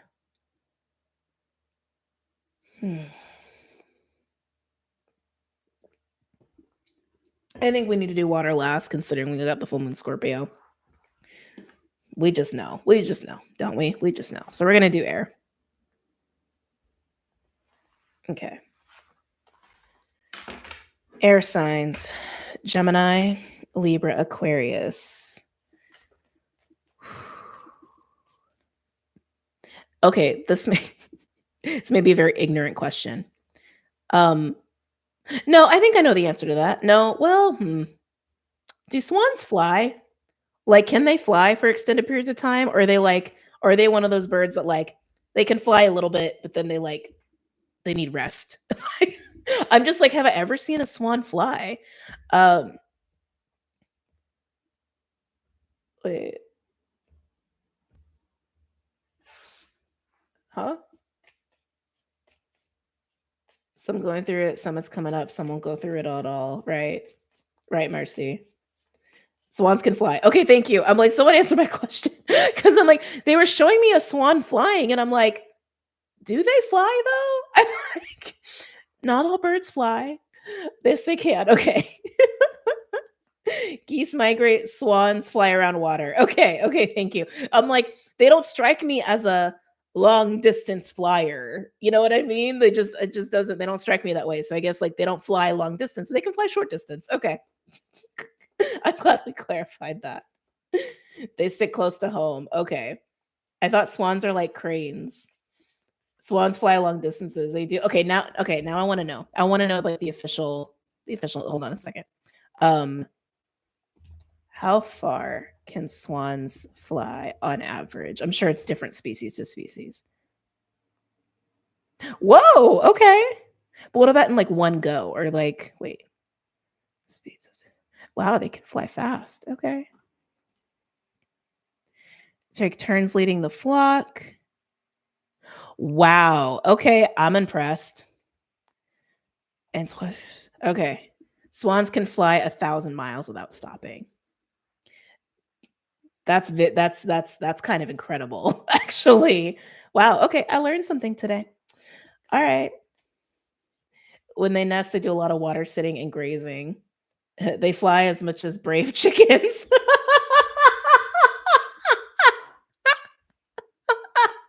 When a chicken wants to, a chicken will get some air. Okay. All right, let's come back. Let's come back to air signs. So I was seeing flying swans. So apparently, air signs, y'all flying pretty far, metaphorically speaking. Um, oh, wow. We ain't wasting any time with the shadow, are we? We have the mirror with the full moon coming up here. Oh, okay. I mean, let's just say it. Projection, right? That's really what I'm getting with the mirror. I feel like there's definitely some illumination happening, but I want to say illumination of projections. It's interesting because with the swan flying, to me, that feels so uplifting. To me, that feels so like hopeful and just like looking to the future and just feels really good. Very like light, I want to say, almost like even like feeling light in the body. And this could be your energy. This could even be someone you know. But when mirror comes out, sometimes I do feel like it is speaking to what we see in other people is really just us, right? Like sometimes we project our own qualities onto people. Some of you may realize you do that. Some of you may realize someone else has done that to you. I want to say you are the swan. Okay. I want to say, oh, you know what? It's flashed me back to yesterday. So for the full moon hangouts on Patreon, we also pull cards for the full moon. And I did a few readings yesterday. I did like a you versus them. I did a past life remembrance read, a general like full moon read for the Rainbow Tribe. But in the you versus them, someone came out as the swan. I'm like, there may be something about that reading for my patrons watching. But yeah, I'm getting something about projection, but I want to say you are the swan. I almost want to say you are the real deal, that you are the truth. Oh, maybe someone tried to paint you in a different light or a different image, or they just projected onto you. These are the vibes that I'm getting, but the truth of this is coming out. I want to say the truth of who the swan is coming out. Okay. Any other messages or insights? Venom on the bottom. And mirror and king. So air signs. The truth that's coming out around this full moon, it feels like I'm speaking to swans. And I feel like you have had a person, maybe this is more than one person, like paint a very different image of you to other people. I don't normally get these kinds of reads. Some of you, these people have like made you question yourself, like doubt your own swan likeness. Some of you, this could also speak to a shadow aspect of self that causes you to not believe in your own divinity, in your own essence, in your own greatness. This whole week is about liberating your greatness by slaying a pep. That's what this whole week is about. That's what this whole full moon is about. So take it as you will, but some of you, these are shadow aspects of self. And some of you, these are people that you have known or someone you currently know, where there's a wanting to like rip away or like melt this image of the swan. But you are the swan. You are, even if people don't want you to believe that about yourself, or if people don't want to see that in general about yourself, or if people want to convince others that's not who you are, or if you have trouble believing that about yourself in general with your own shadow aspect. These are the different things I'm getting. And that king feels like a shadow king, just to be honest with you. That feels like a shadow king, not a exalted king. Can I get a third card, please, for my air signs? Interesting too, because like in the whole like swan discussion, do swans actually do this or do they actually do that? Oh shit, they actually are incredible. Like, no, just interesting, right? Energy doesn't lie. So who else had this card? Who came before you guys? Fire. Fire also had this card. So apocalypsis, a wiping the slate clean, a blank slate, illumination, if you will, right? A reveal is what this is. I'm watching Charmed. I was thinking about Charmed this morning. It might be time for me to get back into another rotation of Charmed. I you know how it is when you have like a favorite show. It's like you run through it and then you like put it away for a while and then you like run through it again. Yeah, Venom is still at the bottom, by the way. Yeah. So air signs.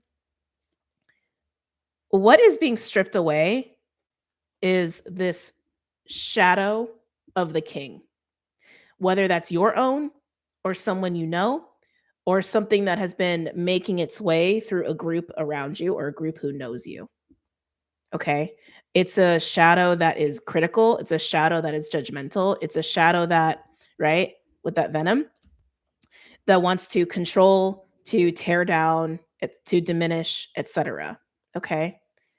It's a shadow that has a really difficult time with divinity is not the right word here. It's like, what's the best word here? I want to actually say purity, which is interesting.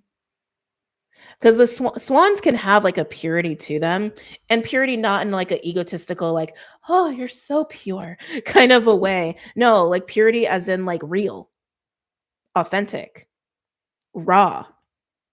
This is truth.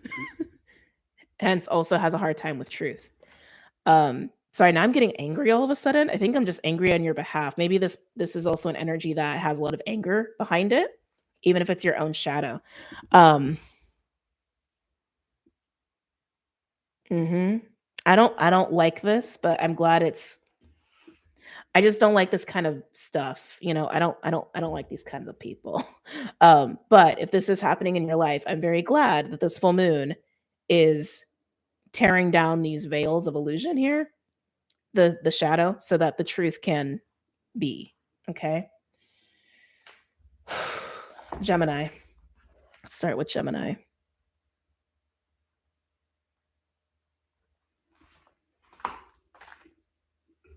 Oh, you guys are gonna get glow in the dark tarot. All right.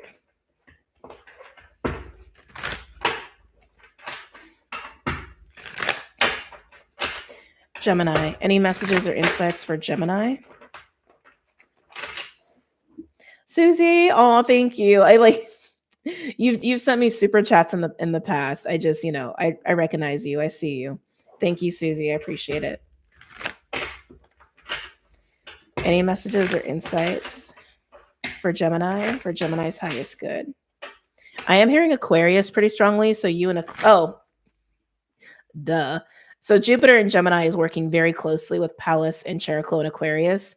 And Pallas and Cheroklo and Aquarius are probably, I would say, the top 3 most important conjunctions, or at least aspects of this full moon.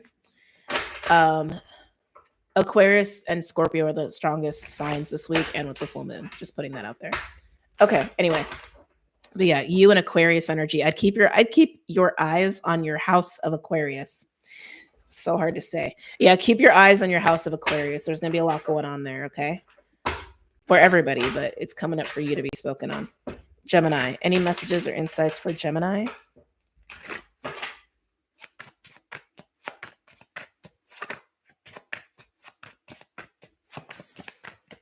For Gemini's highest good. Well, I like it. Queen of Swords. This is you observing. The Queen of Swords to me is the minor to the major high priestess. She is air. She is water. She deals in the logical, factual truth, and she deals in the psychic, emotional, non-physical truth, right? And she knows how to embody both. So you're in this place of observing, you're taking stock, you're seeing the truth for what it is, you're trying to cut through illusions. The Queen of Swords is a master at cutting through illusions. Sorry, I just got pulled to the King of Swords really quick. Hopefully the King of Swords doesn't come out. But from the Leo reading, which interesting, right? King of Swords, Aquarius. He may come up in your reading. That Leo reading, for those who didn't watch it, I'm just being brought back to like speak on that King of Swords energy a little bit. Shadow King of Swords is great at casting illusions. The Queen of Swords is the master of cutting through them. Just wanted to be said. For Gemini, any other messages or insights for Gemini?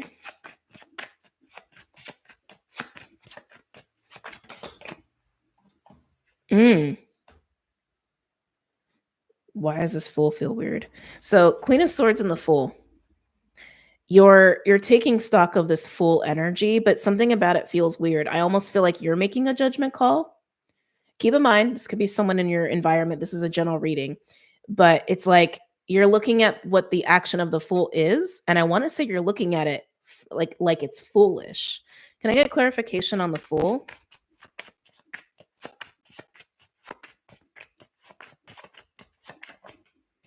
Okay. Okay. 8 of Wands. 8 of Wands. So, Gemini, for some of you, I think you are actually overcoming a little bit of a shadow aspect in the way I talked about in the overview for air signs, where what you have judged as foolish, you're actually seeing the value in it, is actually what I'm getting. And I want to say this has been about yourself. I feel like you have been feeling this call to get into that full energy. And I want to say to actually break out of a situation. Some of you, it's to go on an adventure. You feel some kind of call, you feel some kind of pull to go and I want to say do something, not say something like travel even, but to go and do. But it requires the full energy, which means it requires a risk of some kind. And I feel like as the Queen of Swords, I'm getting this feeling like you're judging it a little bit, but I want to say you're going to see the value in it. You could also have been judging someone else's actions. So again, kind of like the same things we were getting in the overview. So take the messages as they resonate. Maybe the Queen of Swords judge you for doing something, right?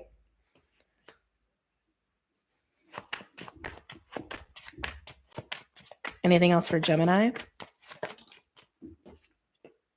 Yeah, Wheel of Fortune landing on the Fool. So again, Geminis, I'm just getting this flavor from you of going from being a little judgmental, critical, um, maybe even a little like this, right? To embracing what you have once judged, even if it's been all within yourself. Okay.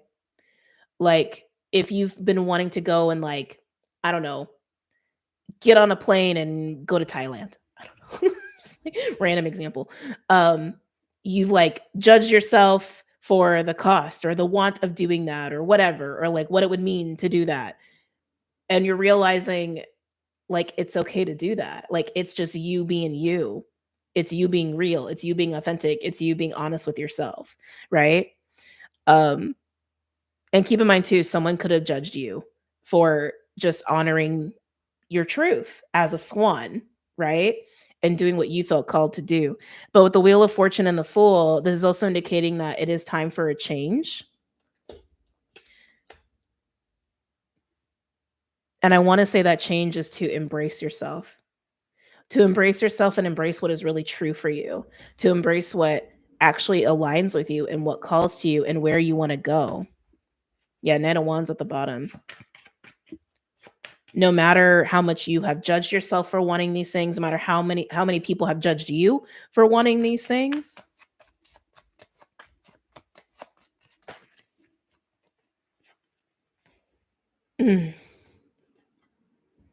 Gemini. 9 of Cups, 3 of Swords, and the 7 of Swords. There's a 4 of Swords between that 3 and the 7. This feels like betraying your own wants, is what this feels like. This feels like going against what actually would make you really happy.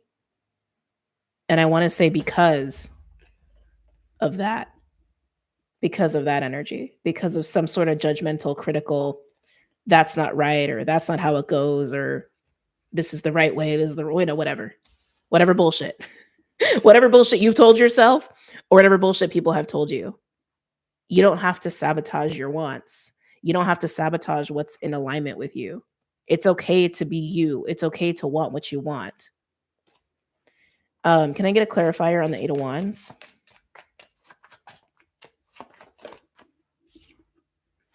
Woo! Come back here.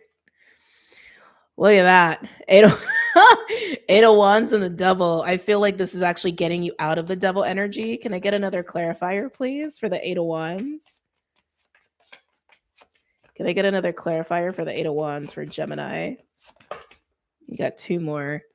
Yeah, look at you. King of Cups and the Knight of Cups and 4 of Wands at the bottom. Yeah, Gemini, this is about following what truly is authentic to you, what really makes you happy, what makes you excited, and fuck what everyone else thinks, pretty much. Look at that. Look at that. Your heart has been all tied up with the devil. And I said, like, I feel like you're breaking out of something. You're breaking out of the devil energy as the King of Cups and the Knight of Cups. And that's just totally following your heart. Like, totally following your heart. Yeah. And whoever has like put these ideas of judgment and criticism in your head, I want to say has had a shadow masculine energy about them, regardless of gender.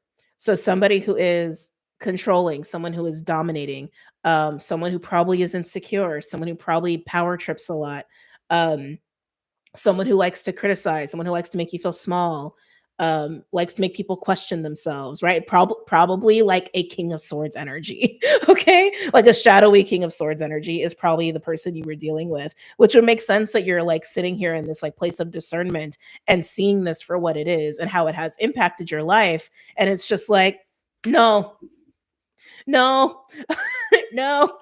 Um, I'm gonna go and be happy now. I'm gonna go and fly like the swan that I am, basically. I like it. I love it, Gemini. Hold on. Nikki, I am love. Thank you for the 4.99. Thank you. Thank you once again for assisting us in this process. Thank you for using your gifts. I've been needing some insight. You're welcome. You're so welcome. Especially with how long I've been doing this. Hold on a second. Why is that freaking out? I don't know why it lets me heart it sometimes and like it sometimes and not with others. I don't know. Um, just like also with how long I've been doing this, it's just like it's really nice to hear that those confirmations, you know? Because I mean, I started doing this because I felt called to do it. And it's been a bumpy road, you know? It's been a bumpy road. So to just like receive the confirmation that you guys feel helped and supported makes me very happy. Okay. Libra.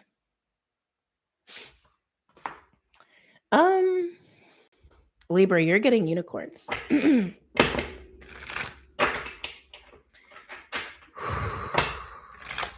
Libra.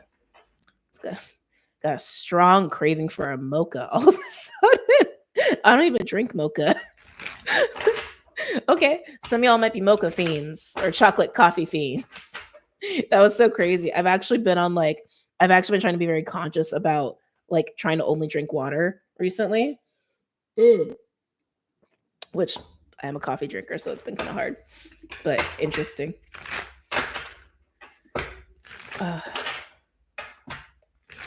Actually, working with cacao might not be a bad idea, Libra. Oh, sorry. For this full moon, I think even just for anybody, because cacao is very heart centering, and it brings lightness, it brings love, it brings play, it brings a gentility and a lightness even. And with all of the like harshness of this full moon, even though it's harshness, that's really helping us, right? Cacao may be nice, a nice little addition. Libra, any messages or insights for Libra? For Libra's highest good.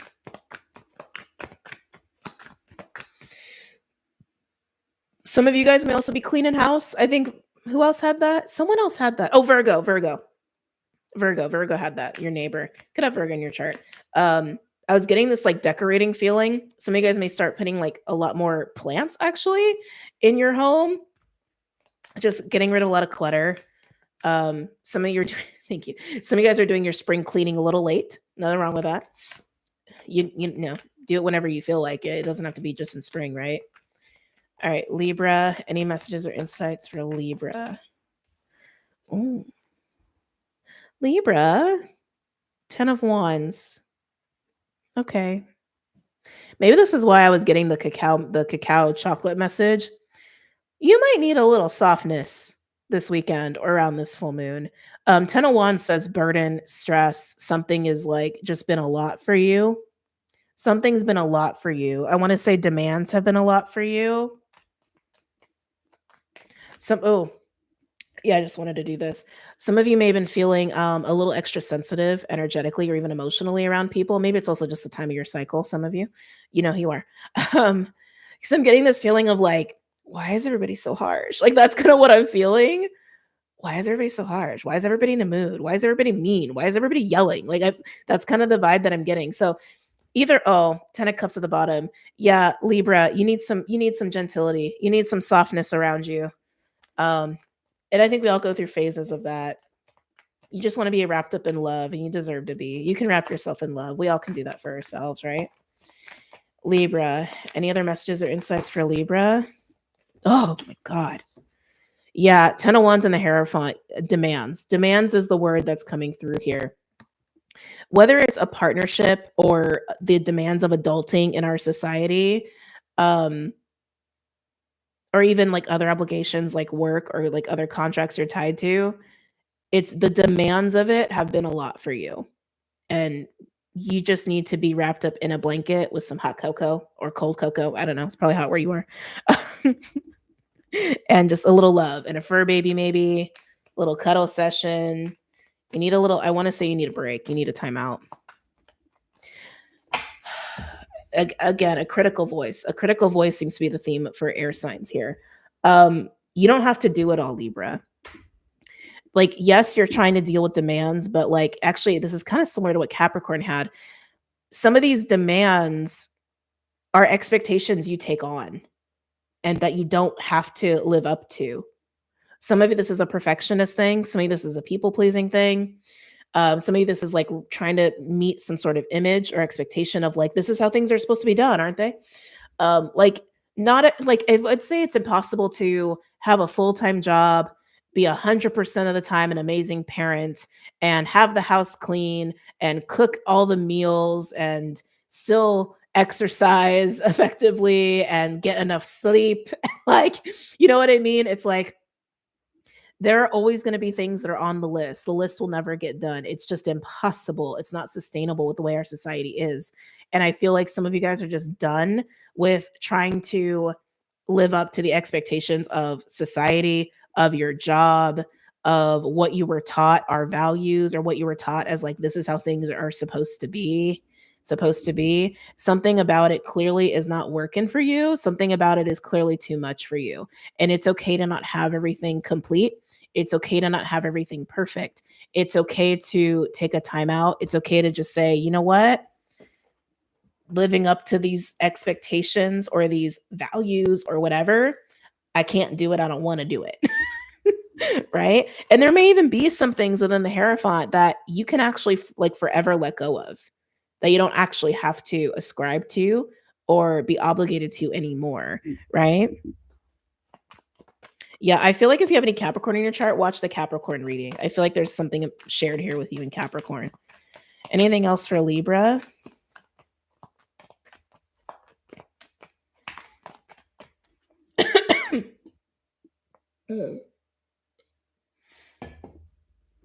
Oh, anything else for Libra? Knight of Cups. It's interesting. I feel fatigue on this too. Knight of Cups is moving forward from your heart space. It's letting your heart do the walking and talking. It's communicating from your heart. It's a card of loving communication, honest communication, soft communication. Soft being the key word here. Tell me more about this Knight of Cups. I feel like that's you. I feel like that's you choosing to like give yourself some TLC here. Wow.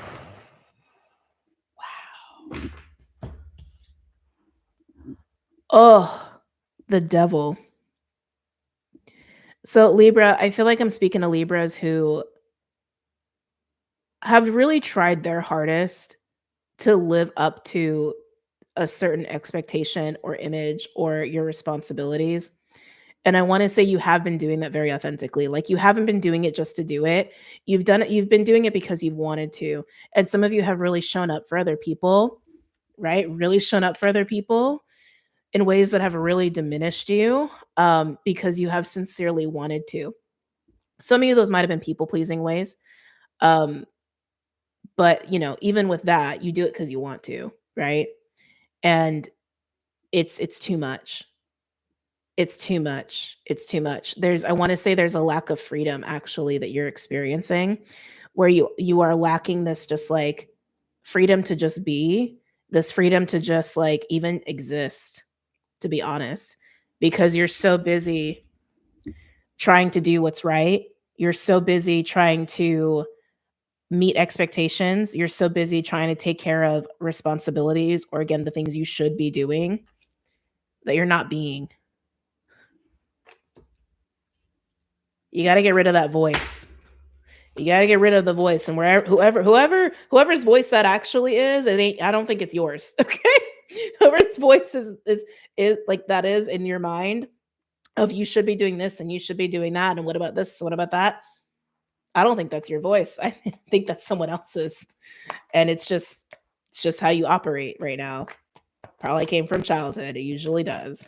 Can I get a final card, please, for Libra? Could have been an overbearing parent. Oh, it could have been a very anxious parent. I just got a huge whiff of anxiety. Almost like I could smell it. That was weird. Can you? I guess you could smell anxiety. We can smell fear. Probably can smell anxiety. Interesting. Anyway, probably a very anxious parent or a very anxious person. Some of you are in a relationship with a very anxious person, and it's very depleting for you emotionally because you're trying and you're trying and you're trying and you're trying and you're trying. It's like, well, what about Libra? Yeah, look at you. You know what you want. Emperor and the Ace of Wands. You're wanting to take control back of your life, is what this feels like. You're wanting to take control back of your own autonomy. You're wanting to take it back. You're wanting to put you first. You want to put you in the driver's seat because you matter, and you know you matter. There's something else here, sexual though. What is this?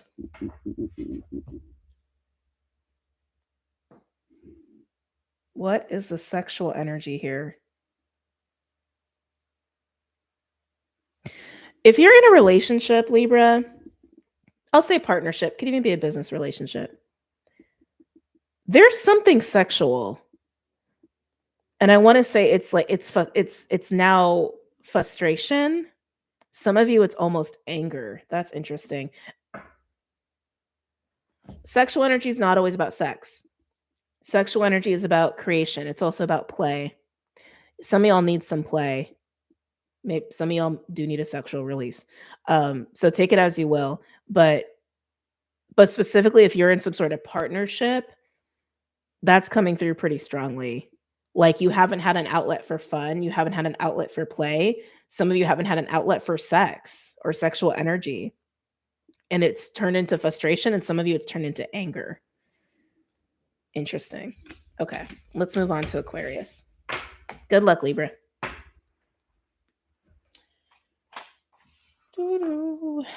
Where are we, Aqua? 57 minutes. Okay. Aquarius using the Midnight Magic deck. Just looking up Clydester. Aquarius. Any messages or insights for Aquarius? What's going on for Aqua? For Aqua's highest good. I'm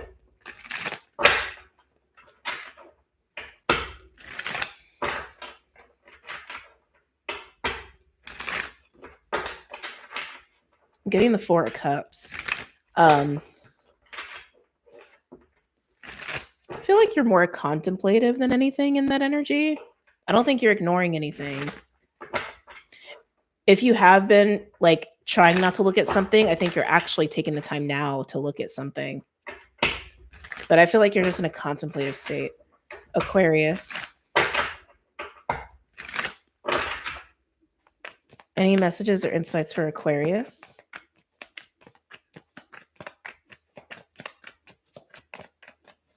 Yeah, I'm hearing, why do I really do that, is what I just heard. Four of Wands. Okay. I like it. Fours are clearly significant for you. I feel like this is something you already have in your life, this Four of Wands energy. This feels like something that feels very solid. It could be a job. It could be a home situation. It could be a relationship.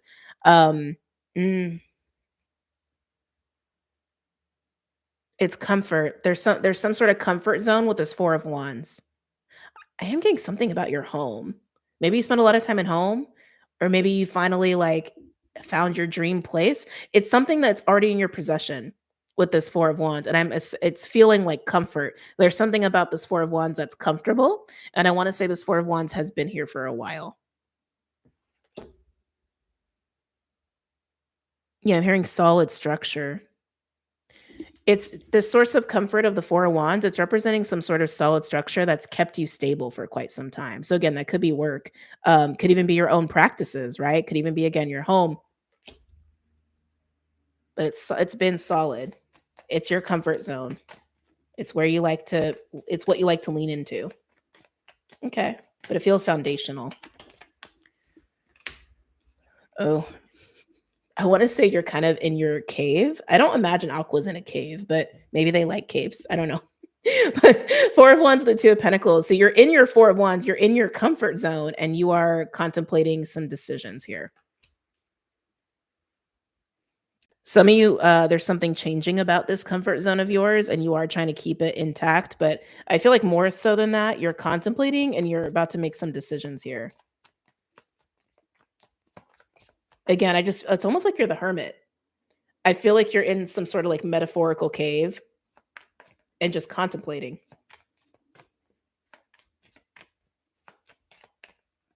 You know that change is inevitable right now. It's like, I think we all know that. I think that's so obvious, even if you're not like woke, right? Or awake or whatever.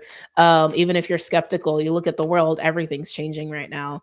And I feel like you're just taking time with yourself to gauge like how you want to navigate, how you want to move with all the stuff that's happening around you. Yeah. It's like, the only thing you can bank on is that nothing's going to stay the same right now. Tends to be the case universally anyway, but especially right now. Yeah, King of Wands, you're getting ready to take action. Yeah, with the Lovers. So yeah, this is interesting, Aqua, because like your energy was kind of downplaying it, which I think is probably good. So you're in your metaphorical comfort zone, your metaphorical cave here. And it starts with just like just feeling into things, just contemplating where you're at, what you want, what you can do, what you have at your disposal. What kind of changes can I make? And it's almost like the more time you spend there, the more you like realize what big changes you can and probably want to make as the King of Wands. The King of Wands is a very confident energy who's not afraid to take action. They're all about action. They're all about action and behavior, right? And with Lovers is a card of alignment, but it's also about big life decisions that are aligned with you spiritually. Yeah, it's weird. It starts small and then suddenly you're like, "Oh, these are more changes than I thought I was ready for. Oh, these are bigger decisions that I didn't know I needed to think about." Again, some of these things feel like you've hit the snooze on them or you like haven't looked at them and you are now. Maybe because deep down you knew how big some of these decisions were and you wanted to be ready to even face those.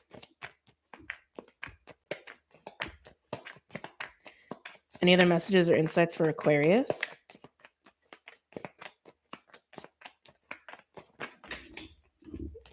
Let's see here. Justice peeking out, but we have the Hanged Man. Yeah. Oh, Aqua.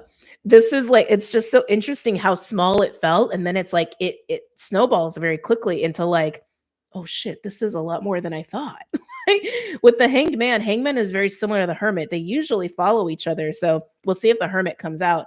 One is Pisces, one is Virgo. One is very like physically, right? Like taking the intention to create space for yourself to go within. That's the Hermit. Hanged Man is like shit in your life starts to slow down. Shit in your life starts to stop. And it's like you're trying to seek answers from a higher state of mind. It's like lower world versus upper world kind of deal, but they're one and the same in a lot of ways. In a lot of ways. A lot of nuance there. But yeah. Okay. Aqua. As you start to go into your little cave here to contemplate things that you haven't really been allowing yourself to fully contemplate, you start to really realize how much you haven't been allowing yourself to really think about. You realize how much you haven't been allowing yourself to consider about your life. Excuse me. Some of these things are really big. Okay. And then the Hanged Man comes in. It's like you're confident. And then when the Hangman comes in, it's almost like, oh, how do I want to say this? The energy is matching you. So as significant as some of these thoughts are and these decisions are, that energy, it's like weighing on you. And you're like, oh, this is big, this is big. And then suddenly your life starts to slow down.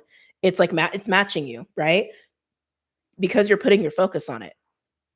Excuse me. But what it's doing is it's actually giving you the space and the time to really make the decision that's best for you. Okay. I do feel a little bit of like when things start to happen in your life that's matching the level of contemplation that's needed for you to do this, your confidence is going to waver a little bit because it's going to be like, hold up, wait a minute, wait. Because it's going to start to feel like things are happening out of your control when you're trying to be in control, right? Like you're trying to take your time on your terms to contemplate, to make decisions, to make changes, to take actions as the King of Wands. And then suddenly things around you start to shift and slow you down. And you're like, wait, I thought I had control over this. Actually, this reminded me of Capricorn. Um, but you're going to be fine. It's just matching you, right? The energy is just matching you. Okay, let's continue. Can I get a couple other cards here for Aquarius? Ooh, yeah, It's going to make you clam up a little bit. We have the 9 of Wands and the 4 of Pentacles coming out on the Hanged Man. So it's like, again, it starts small and you're feeling pretty confident. You're just like you're just getting yourself prepared. You're just contemplating. And then life around you starts to shift and slow down and starts to feel a little out of your control. But it's to get you to have the space, the proper space and the proper time to make these choices. But it will shake your confidence a little bit because you will feel a little out of control because it's happening around you. And it's like not from your actions yet, right? It's almost like it's happening before you're ready to take the action. So in a way, it is kind of like getting you to like really follow through and do it. But with the 9 of Wands and the 4 of Pentacles, you're going to start to feel like this. You're going to start to feel a little bit like you got to hold on, and a little guarded and almost like you're preparing yourself for struggle. But I don't think it's going to be hard. And I think that's your own perception at play. I think that's your own shadow at play. You don't have to get in this mode with it. This is resistance. Don't resist it. You were contemplating anyway. Your environment, spirit, reality is just, they're just catching up with you. Okay. They're just matching you. They're helping you, right? Don't resist it.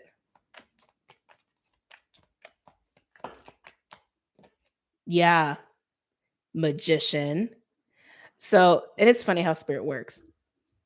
When life starts to feel out of control in this way, and you're like, wait, I was going to make change when I was ready, not when it's thrust upon me, right? In this way. And because it's going to make you feel a little restricted too. You're going to get in this mode, try to resist, try to control, getting ready for a fight, getting ready for survival mode. It's to remind you that you are a magician. It's to remind you of what you're capable of what you really can do. Even when you go into this hermit mode initially with the 2 of Pentacles and the 4 of Wands in your comfort zone, in your way, in your own time, again, everything within your control, right?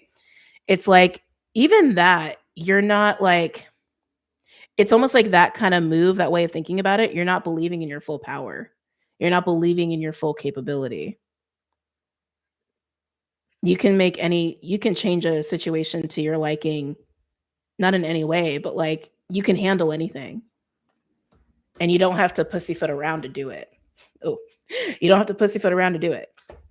Can I get a card on the Magician, please? So when the discomfort hits, because that's what that Hangman is, that's discomfort for you. When that hits, just know that it's part of the process. Can I get a card on Magician? Page of Swords. Take a new perspective here. See yourself as the magician. You are the magician. So just remember that. Believe that. Don't resist. Don't control. Just believe in yourself. Okay? All right, let's get into water.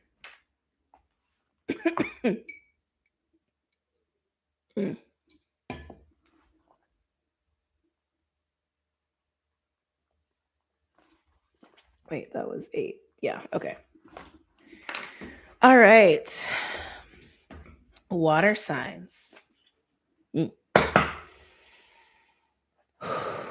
Cancer, Pisces, Scorpio. Some of you guys are celebrating a kid's birthday. I'm seeing pink balloons, or maybe a birth of a girl. That's just coming in really quickly for confirmation. Like literally, I'm seeing pink balloons. It's very cute. Water signs: Cancer, Pisces, Scorpio. Cancer, Pisces, Scorpio. Cancer, Pisces, Scorpio. Yeah, I'm hearing the word celebration. I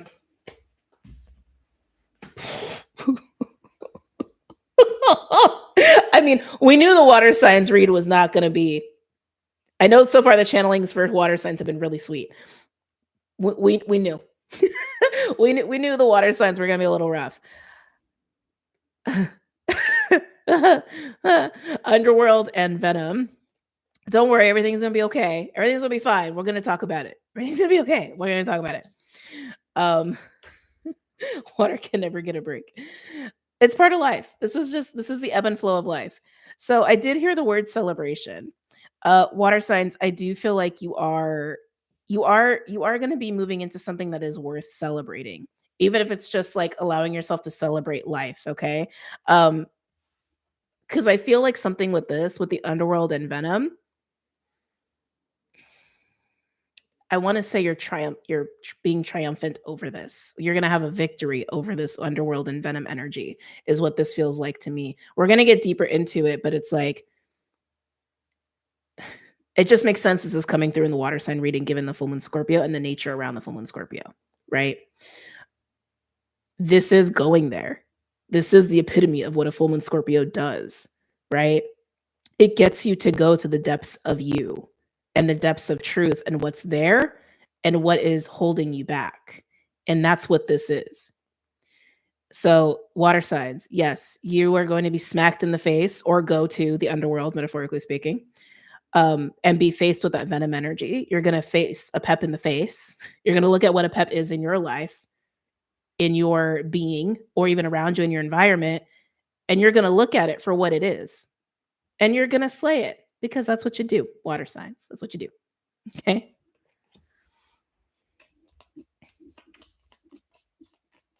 Can I get a third card for water signs, please?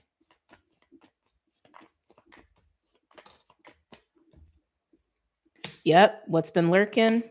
Oh, wow. Yeah. Okay. So you got a lot of cards that came out here, water signs. So all of that, we now have the poet. I love that the poet is here because the poet is all about subtlety and it's very Neptunian and it's the subtext of the text. And it is about like poetry and artistry and writing and things of that nature. But it's the nuance and subtlety of illusion and what's really lurking behind things. Right.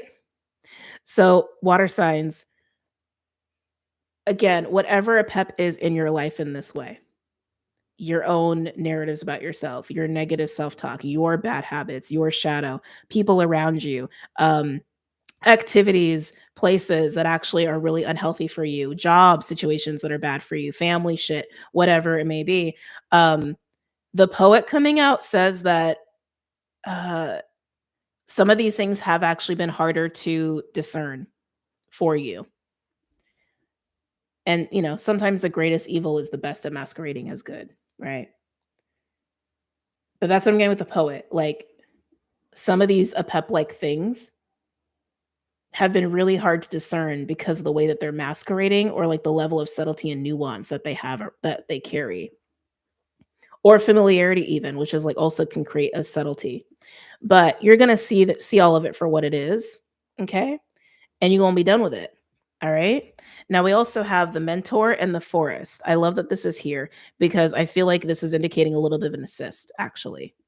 The forest speaks of like going into a space or a state of being or even like a cycle of life where things can feel a little mysterious, things can feel a little elusive, a little illusionary, a little not so clear. And at some point we make our way out of the forest. But the mentor is the mentor, right? The mentor is an energy that teaches us, that helps us. So water signs, some of you are closing out this is only for some of you. Some of you guys are closing out a cycle where you've been in the forest. Okay.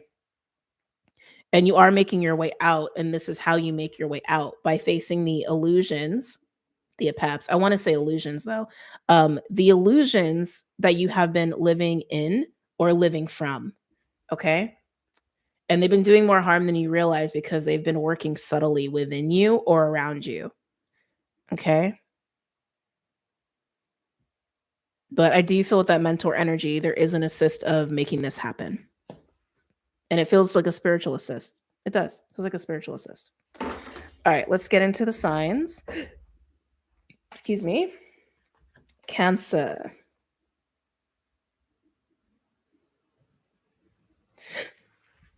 Cancer, you want the midnight magic. So we're just going to go with it. Ooh. Cancer, any messages or insights for my cancers, please?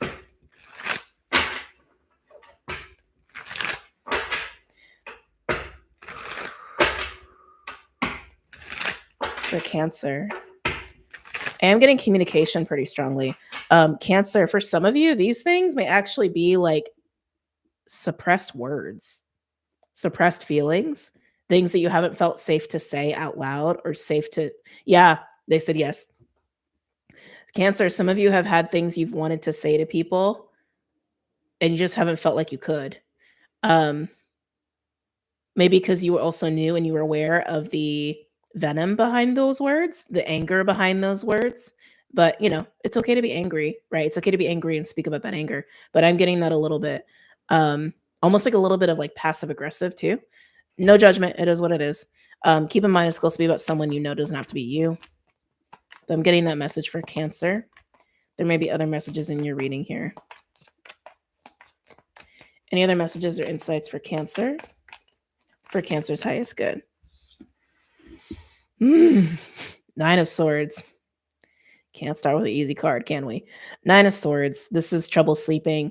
This is fear. This is anxiety. This is worry. This is the illusions and tricks our minds play on us to freak us out and stress us out and scare us. Okay. So 9 of Swords coming out here. Something's got you worried. I feel like you're more worried than anything. You could be having weird dreams, but you're worried about something. I want to say you're actually scared, some of you. Queen of Swords. You're making your way through it, though. So interesting, Cancer, because we were getting communication for you. But I also feel like with the Queen of Swords coming out here, I feel like you're taking your time to actually sort out your worries and sort out your fears. But I feel like you're doing it alone. I don't feel like you're sharing this. I don't feel like you're talking about this. I feel like you are in your own world trying to discern. Yeah, like trying to discern like when your own fears get away from you, when your own worry gets away from you and starts to stir, right? And starts to cloud the truth for you. That's what I feel like you're doing. I feel like you're trying to discern within yourself. This is just my fear. This is just my ego. This is the truth. This is the reality. This is what I can do. Like you're trying to be very pragmatic, I want to say, about working through a concern you have. And I don't feel like you are willing to share with people about that. Could even be with one person in particular you don't feel safe talking to about this. Anything else for Cancer? Any other messages or insights for Cancer? Interesting. Oh.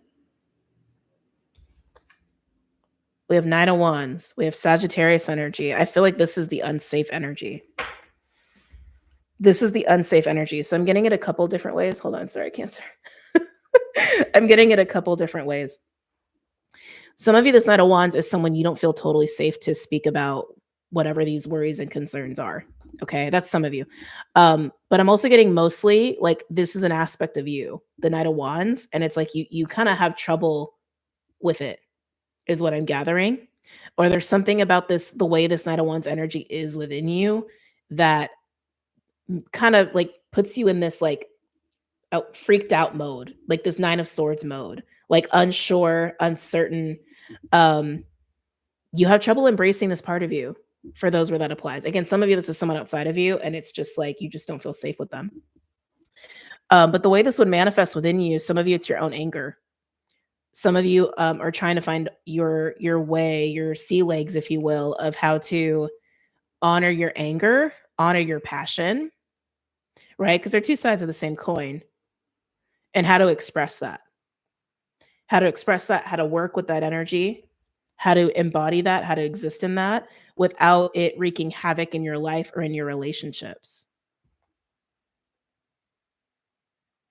Some of you, it's actually just play. So again, lots of things I'm getting for Cancer. Some of you, it's how you deal with anger. Some of you, it's how you deal with your sexual energy. Some of you, it's just like a person that you just do not feel safe around, maybe because they have these qualities. Reckless, I'm hearing. Some of you guys are dealing with someone that you think is reckless. So if they're reckless, why would they take care with you? They probably wouldn't, right? Cancers need to feel safe. Any cross watchers out there, for Cancer to open up to you and be vulnerable, like you need to be a safe space. Otherwise, they have no interest at all. Just saying for cross watchers. But the third thing that I'm getting is some of you, it's your actual sense of fun and freedom and frolic, like a wild side nature. and you don't know how to engage in it, or like you struggle to do that, or something about that freaks you out. Like maybe you don't trust that part of you. Maybe you think that part of you is the reckless part of you, and maybe it's wreaked havoc in your past and you don't trust it to lean into it, right? So these are the different things that I'm getting here, Cancer.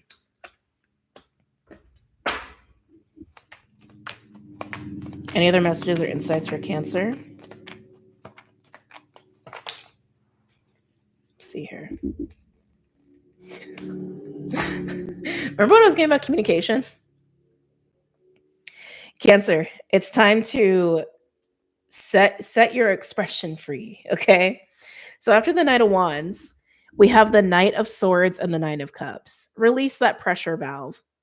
No matter how you think it's going to come out, no matter how you think it's going to be received, there's something really important here, Cancer, about trusting yourself, okay? About trusting yourself and trusting when you feel that pull to like say something, because maybe you feel angry, or maybe you feel violated in some way, or maybe you actually need to take care of you. The Nine of Cups, even with the Nine of Wands energy of like play and fun and freedom and frolic, like that's also cards, those are cards of pleasure. Some of you may feel like it's hard to speak up on when you need something just for yourself, right? To go and play, go and have fun, or maybe you need a little space to do whatever. This is about speaking up and not just like fiddling around within your own psyche or your own mind about trying to, sway your own fears and anxiety and then not say something. Say something. Express yourself. It's okay to express yourself. So just to come back full circle, some of y'all need to be honest with the Knight of Wands energy that you're dealing with. It's actually reminded me of the patron reading from yesterday too. Some of you just need to allow yourself to be honest about what you're feeling in the moment when you're dealing with people, even if it's really uncomfortable. Okay. And some of you actually just need to like get more comfortable being a little bit more free in who you are, more playful, more wild, more unfiltered, unencumbered, and let that side of you hang out. Some of you may perceive this as like a shadow side or a shadow aspect, and like trying to figure out how to even saying that, trying to figure out, it's not a logic thing, it's an embodiment, right? It's an allowance, it's a surrender into this part of you. Even if you deem it as shadow or not, there's nothing wrong with it. There's nothing wrong with it. Okay. All right, let's move on to Scorpio. Scorpio, you're going to get the glow in the dark tarot today.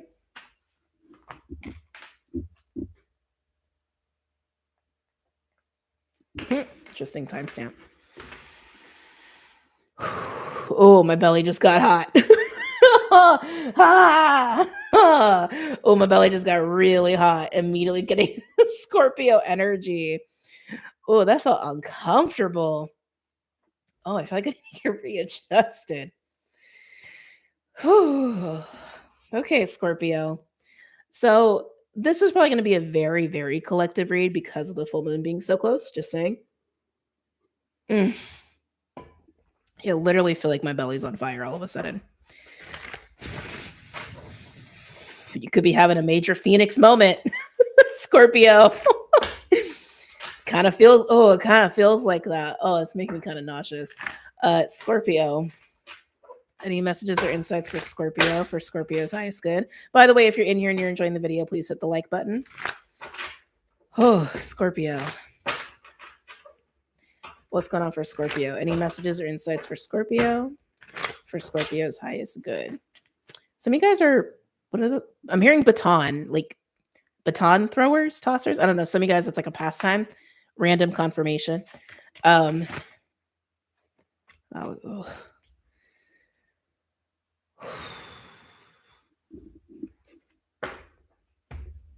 Scorpio, your time will come. I feel the need to say that with the cards that just came out. Your time will come. So I'll just show you the cards. 5 of Cups, Justice, and the 9 of Swords. You're worried justice will not come. This 5 of Cups, some of you have been carrying this around for a while. Some of you, this is about to take place, and I want to say because of a Tower may take place soon, okay? Where you may lose something unexpectedly. Maybe you even have a little inkling, but you don't want to believe it. Trust your intuition, Scorpio. Always trust your intuition. All water signs. Anyone. Actually, everybody. Always trust your intuition, okay? But yeah, some of you guys have been carrying around this sadness for a while, and it feels like a yearning. It feels like a yearning. Um, it could be about a breakup. I feel like it's a homesick feeling more than anything. Yeah, it feels like a homesickness. It feels like a homesickness. You could identify as like a star seed. Um, or just like you don't belong on this planet, or I don't, or like you don't belong anywhere. It's this feeling like you can't be at home, or you can't feel home, or like you can't make these connections with people. That's also what I'm getting for some of you. A little loneliness coming in here, Scorpio. So some of you, that's energies you've been carrying around. Others of you, something is about to take place if it hasn't already. And it feels quick, it feels fast, it feels swift is the word that wants to come through, like a tower. When it takes place, you will feel the Five of Cups, and that's okay. We do have justice here. The fact that justice is even here, even if you feel like you're not experiencing it, you will. Your time will come. It will, Scorpio. It will. It will. It will. It will. I feel like you're really struggling to believe that, but it will. With justice being out here too, you could also be working from Maat or Sekhmet or Kali, Pele. These are goddesses that are very similar in the vein of restoration and justice, sacred justice, even if it's through intense emotions like sadness or grief or anger. Righteousness is what I just heard. But justice being here, it is meant for you. It is meant for this sadness to be righted, to be resolved, to be harmonized. It's supposed to happen for you, is what I'm gathering. But the Nine of Swords tells me that you feel like you haven't experienced that justice yet, or you're worried you never will, no matter when this Five of Cups has taken place. There's a deer outside. That's a sign, Scorpio. And just a deer by her lonesome. Hold on. Let me see if I can catch her. There she is. I love that. That's a beautiful sign for you. Hold on a second. Let me like pop that back. Okay. Aw. Beautiful. She slowed down. She did. I was like, I like barely caught her in like my little periphery, and I was like, whoa, shit, no, that's a big deer. Probably looking for food. Anyway, it's gonna come, Scorpio. It's gonna come. Want to give you a hug.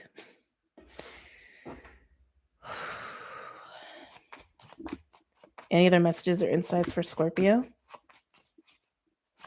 Some of you guys have been really hard on yourself, is what I'm gathering too with this Nine of Swords here. Okay. I know we can say like, don't be hard on yourself. And we all know we shouldn't be hard on ourselves, but it's programming, right? And these are habits that are hard to break, but you deserve to be a little easier on yourself. Okay.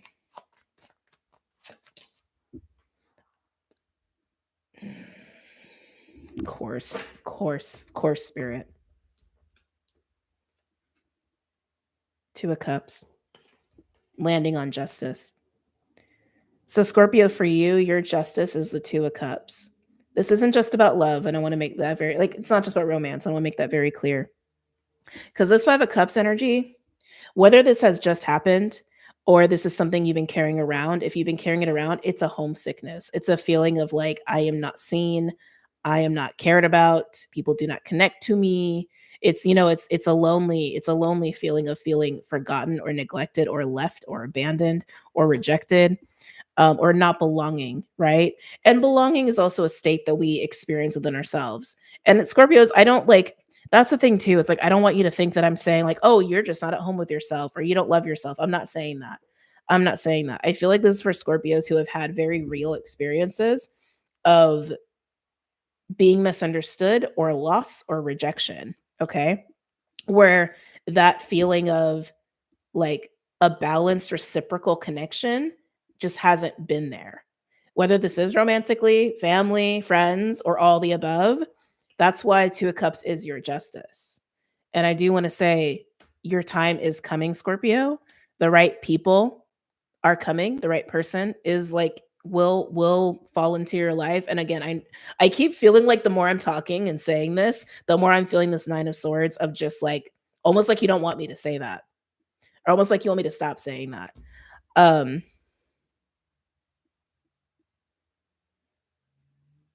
I know it's easy for me to say don't focus on it, Focus on you. You probably are a master at that. if I'm reading this energy right for like the particular Scorpios this message is for, I get it. I get it. I feel for you.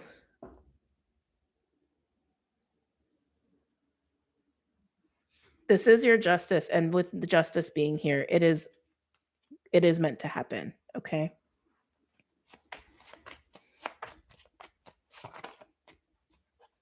Yeah, Jesus. You're like you are so at the end of your rope, Scorpio. Nine of Swords and the Ten of Wands. You're hitting a breaking point here, Scorpio, and I want to say like this is also what I was getting to of like you need to be more gentle on yourself. Remember we were saying earlier about the discomfort, right? Like the discomfort is not meant to make us crazy, right? It's meant to help us evolve, and it's up to us to give ourselves the TLC when we really need it. When it's like, okay, this is getting to a breaking point. I need to woosah, I need to chill out. I need something soft, something gentle, need something familiar or comforting, and that's okay. It's an ebb and a flow. This Scorpio, this is not good. This is not good. I'll be honest. This is not good. Like Nine of Swords and Ten of Wands, that's someone who's like literally on the verge of a breakdown is what that looks like. Like someone who's on the verge of like doing mental gymnastics, and they're at the breaking point of their mental gymnastics here, okay? Anything else for Scorpio?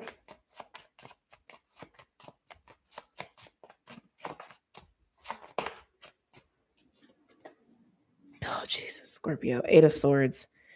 Landing on the Two of Cups and next to the Nine of Swords. So this is how it looks on my board. With Justice being here at the two. That's how it looks. So again, it's this feeling like it's just like you're never going to get your justice. Can I get some advice for Scorpio, please?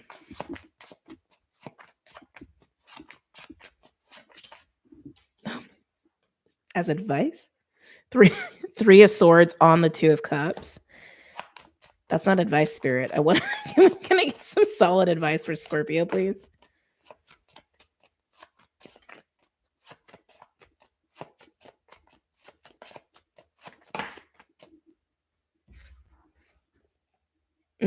Okay.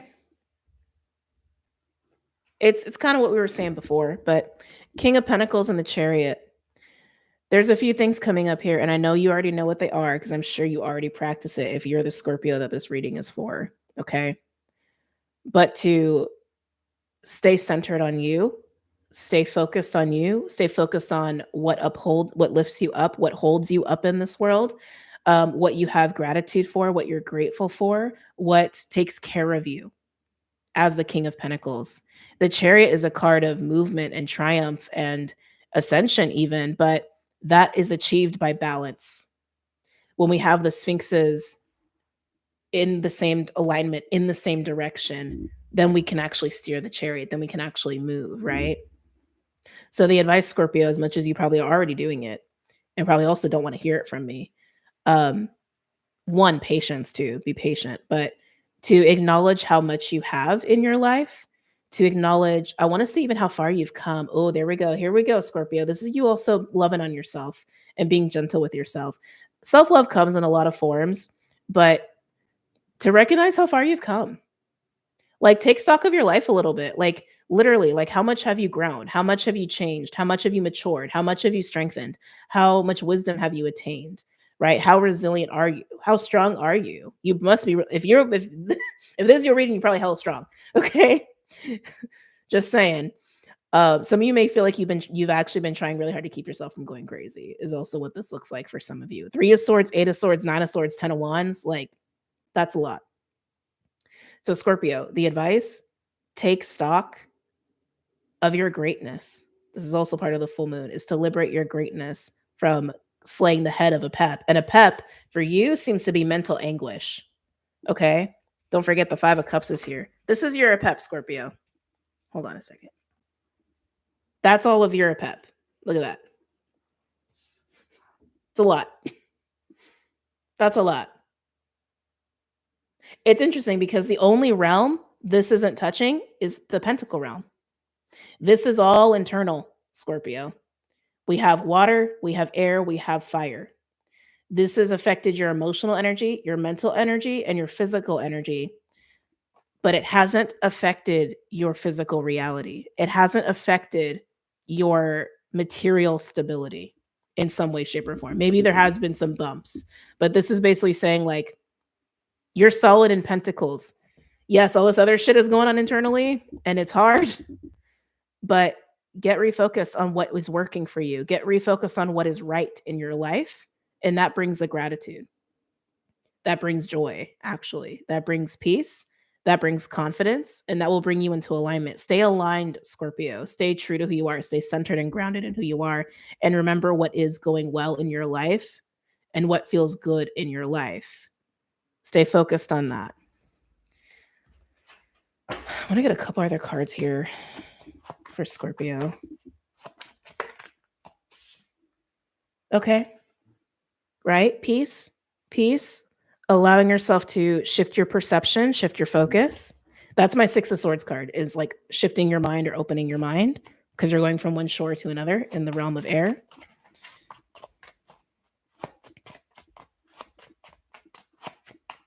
Another card for Scorpio. I'm also getting this too, Scorpio. Some of you actually do have something going on in your pentacle world that I think you're having trouble focusing on. Like something work related or financial related, even health, could even be with your health. I want to say you have a goal around. Maybe some of you guys have a goal of like losing weight or getting stronger or getting healthier or getting your finances in a healthier state. Or maybe you're like wanting to expand at work or change work or there's something going on in that realm that I think you want. And that's calling for your attention. But it's almost like this pulls on you a lot. A lot. I want to say it actually takes you out of this focus, takes you out of this energy really easily. Prioritize those things because I feel like they're going to center you. I feel like they're going to give you something to look forward to as well every day until this justice comes in.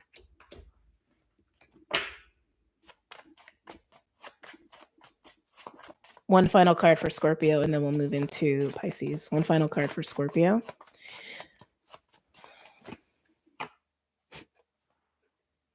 This is about your own balance, Scorpio. There's another card here.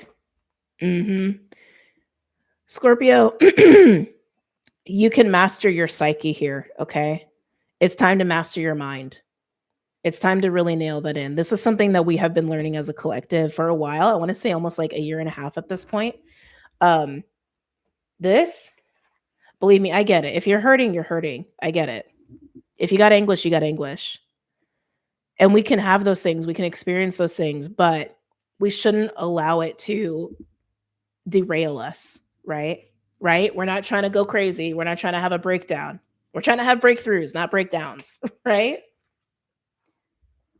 It's time to shift your perspective. It's time to shift your focus and be disciplined about it.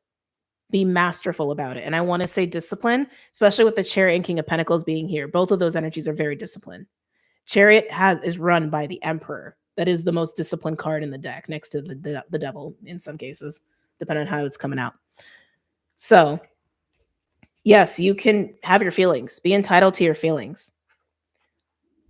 But don't let them take the driver's seat and derail you, okay? This is coming. It is. But it feels like there's other things that are worth your focus right now that I feel very fulfilling, actually, to you. So remember that. All right? Oh, Scorpios needed a talking to. I feel you. All right, Pisces.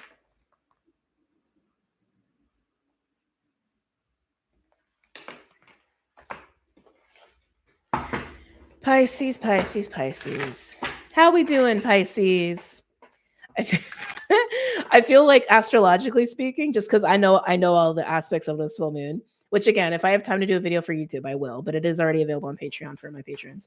I feel like you are the sign that is holding shit together for people right now. The Pisces stellium of Saturn Pisces, Ceres in Pisces, North Node in Pisces, and the way that you're working with just like everything, the way that you're working with the full moon, the way you're working with Uranus. What else? You're also working with Jupiter a little bit. You're holding shit together. Okay. Pisces. Any messages or insights for Pisces? For Pisces, highest good. What's going on for Pisces? It's kind of funny. I was going to say, I think you're fishing fishes. Some of you guys are going fishing. Some of you guys are making space for that. Or even just to be like by the water, by the lake. It's giving fishing vibes, though. I don't know. It could be someone you know is going fishing. I know, random channeling. Pisces. I'm hearing simple times. Simple times. So you guys are in a nostalgic state. You could be thinking about someone you used to fish with. Could be like a father, grandfather figure. It's giving a little masculine energy. It doesn't have to be a man. Obviously, women fish too. But nostalgia, there's nostalgia coming up here. You could be just, good childhood memories of when things were simple, when things were calm. Calm seems to be the key word here. When things were really calm. It's like, I feel like you're trying to bring calm into your life. You're kind of the epitome of calm, in a way. Pisces. Any messages or insights for Pisces? I say calm and you get the Knight of Wands. That is not calm. Okay. So we have Knight of Wands energy. Maybe that's why you want the calm. Maybe you're trying to woo-saw a little bit here. Why is the Knight of Wands here for Pisces? By taking these two. Some of you guys could be reflecting on back when you were a teenager, specifically.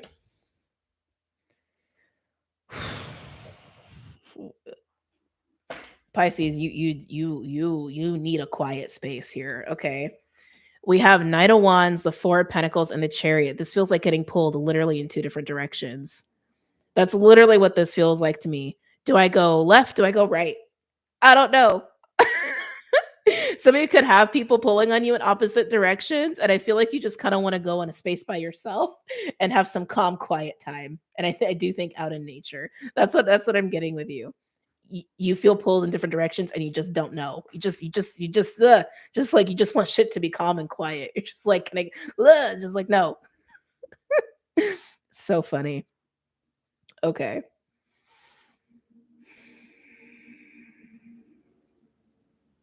There is something that you are beyond peace and quiet. There is something you are desiring, Pisces. You're not letting yourself engage in it, though. Can I get a clarification on the Four of Pentacles? That's too many. Can I get clarification on the Four of Pentacles? Ooh. On the Four of Pentacles, we have the Wheel of Fortune and the Ten of Cups. Family seems to be a theme here with you, Pisces, because I was getting nostalgia. I was getting like memories of fishing. I was getting teenage years. There could be something going on with your family or your family dynamics, okay? Again, this is clarifying the Four of Pentacles. The feeling pulled in different directions. I keep getting you want to be left alone. That's like one thing that's coming through really strongly. And you're getting pulled on by people you don't want to get pulled on. But at the same time, I'm also getting that something is changing that you don't really want to change, which is interesting.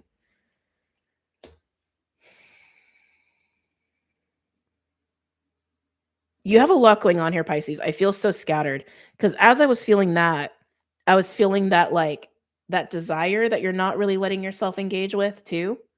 So you're nostalgic, you're feeling scattered by people around you. You want some peace and quiet. You want to be alone. At the same time, there is a shift happening in your life, I do think, with family that you don't really want to happen or take place. And at the same time, I also feel like you're feeling some sort of like desire for yourself, but you're like, I don't even know if I can engage with that right now.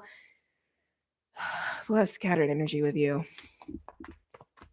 I feel like, and you're used to like not having control. You're used to that. But I do feel like there's just a lot of extra things going on around you lately. And it's even for you, it's kind of a lot.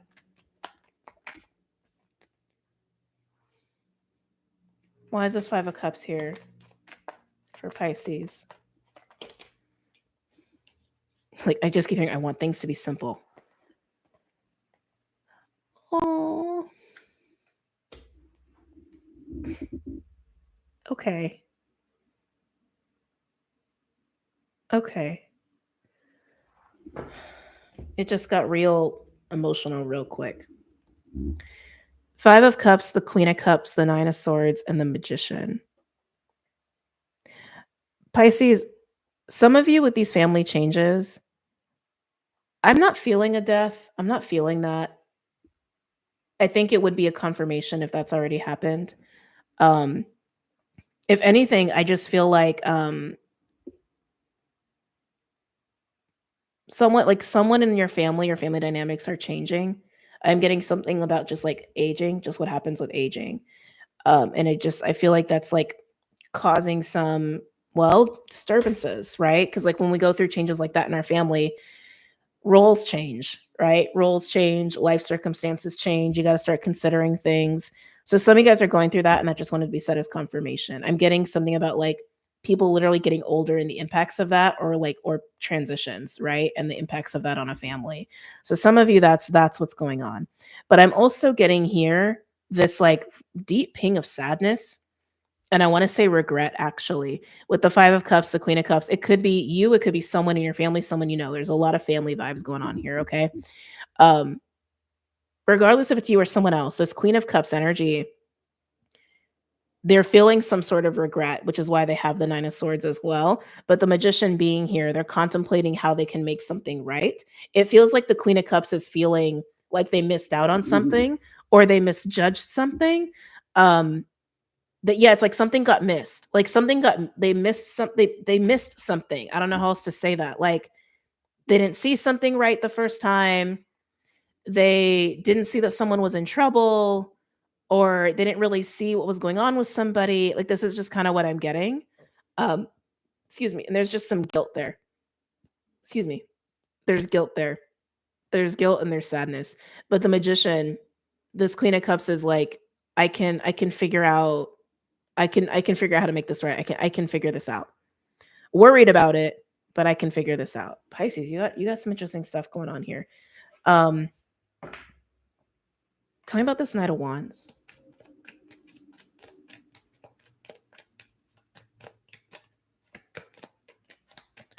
Tell me about this Knight of Wands. Thank you. Yeah, Jesus, just change everywhere, huh, Pisces? Knight of Wands and death. So with this Knight of Wands, I was getting a few things. I was getting that nostalgic teenage years. I was also getting another person pulling on you, but like their energy is not as like either mature as yours, and so there's like a struggle there. Could be a child of yours, doesn't have to be. Could also just be like a life experience gap. And at the same time, I was also getting your own desire too, trying to pull you in a different direction. I was getting a lot off this Knight of Wands. But the death card here, I am hearing the word escape or escapism. So if you are dealing with someone who pulls on you because they are either younger or they just don't have a lot of like life experience, or it's a maturity thing, an impulsive thing, somebody there's like a mental health thing there. I'm not a doctor, but like it's giving me a little BPD for some of you. Um, they're going through something. They're going through something in their life with the death card here, which is also why I think that you are getting pulled on them a lot, or you're feeling like you got to show up for them a lot. They're going through some sort of big change, especially if they are younger or like they are a teenager. They like literally this could be the pains of growing up. But I feel like there's a wake up call going on for that energy. And for those where you're feeling this kind of pull um, to a passion or desire or a want for yourself, even a yearning for yourself, I feel you holding back. And I'm trying to feel into why. You could be dealing with a Sag, Scorp, Cusper, or either of the signs, not necessarily. But why would you be holding back on that? Because of what it would come with. Okay. Because of the change that would come with it if you did embrace that desire. Or if you indulged in that. You're looking at it like it's an indulgence or a luxury and you shouldn't do it. I'm not saying you shouldn't. I think you feel that way. Like it's impulsive, it's reckless. Um, that's how you perceive it. That's not what I'm saying it is, though. Just saying. But it would come with death. It would come with almost, I want to say, a sacrifice to do it. And that sacrifice could be something having to do with your family. Okay. Pisces, you got a lot. You got a lot here. One final card for Pisces, and then we're going to dip out because Pisces, you're starting to get me all scattered and overwhelmed. Final card for Pisces, please. Some of you, there may be some moving in or moving out of homes as well. 8 of Cups, Saturn, Pisces. Life always comes with changes. It's interesting. This is the final card, 280 as I'm saying this, which also 1010, right? You may have resonated with that 1010 message I did a while ago. But Pisces, you know this better than anybody. Change is inevitable. That's the only thing we can really count on in life. And it feels like, yeah, there's a lot going on around you, literally a lot going on around you. And I'm getting a lot of different characters and I'm getting past nostalgic energy, pieces of you. There's a lot going on here. But in the midst of everything that's going on around you, what's clear is change is happening. People are getting older. People may be getting sick. You may be getting older. You may be going through something health-wise. There's a change of homes going on. There's somebody who's feeling regret and wanting to make shit right. Like, there's a lot of changes and emotional shifts that are going on within you and around you. And I feel like you just want it to stop. I feel like you just want like a couple days of like literally freezing time and just like having quiet and simplicity to kind of get your head on straight, which, you know, if you need a vacay, take a vacay, right? Do what you got to do for you. But this 8 of Cups coming out is confirming that this is part of life. This is life. And it's time to embrace these bigger changes that are happening, especially if these are family changes. And the best that we can do in any given moment when big life shit is going on is to surrender to that, right? Surrender to the changes that are out of our control, surrender to what we know we need and want for ourselves, and make sure we do prioritize ourselves in the midst of chaos, right? But also do what we can to assist those that we love and care about through big transitions, right? Some of you are going to move, and I don't feel like you don't want to. I keep getting this thing about family, elders, moving, wanting things to be simple, and just like, and even just like guilt or regret, even of like what it would mean to move, or what it would mean to like engage more with family or less with family. Some of you are debating if you should actually spend time away from family and focus more on your own life. And I'm feeling guilt there. Some of you are going to move in with family because someone's going through a health issue or a health crisis. There's a lot. There's a lot, Pisces. There's a lot. Better than anyone, Pisces, you know what it is to take that breath and be like, this is life. This is life. Breathe in, breathe out. Breathe out the past, breathe in the future, and be here in the present, right? Oh, the devil. Pisces, oh God, I'm like so tired of your energy now. Pisces, everything is going to be okay. I think you need a weekend. I think you do need a weekend of just being quiet nature, to breathe, to get your head on straight, and then come back and navigate these changes and do what you got to do. Even if it requires taking a risk, and even if you are like struggling with that, that seems to be part of it. Okay. All right, guys, that is it. We are complete for the day. I hope you have enjoyed Aloha Friday. I hope you've enjoyed these messages as well. And I appreciate everybody who supports the channel, who has supported the channel throughout all these years. Any comments you leave, any sharing of the videos, all the super chats. Thank you guys so much. Thank you guys for supporting me, supporting you. And don't forget to check out Patreon, the website, all that stuff. And I will see you guys later, okay? Bye. Take care.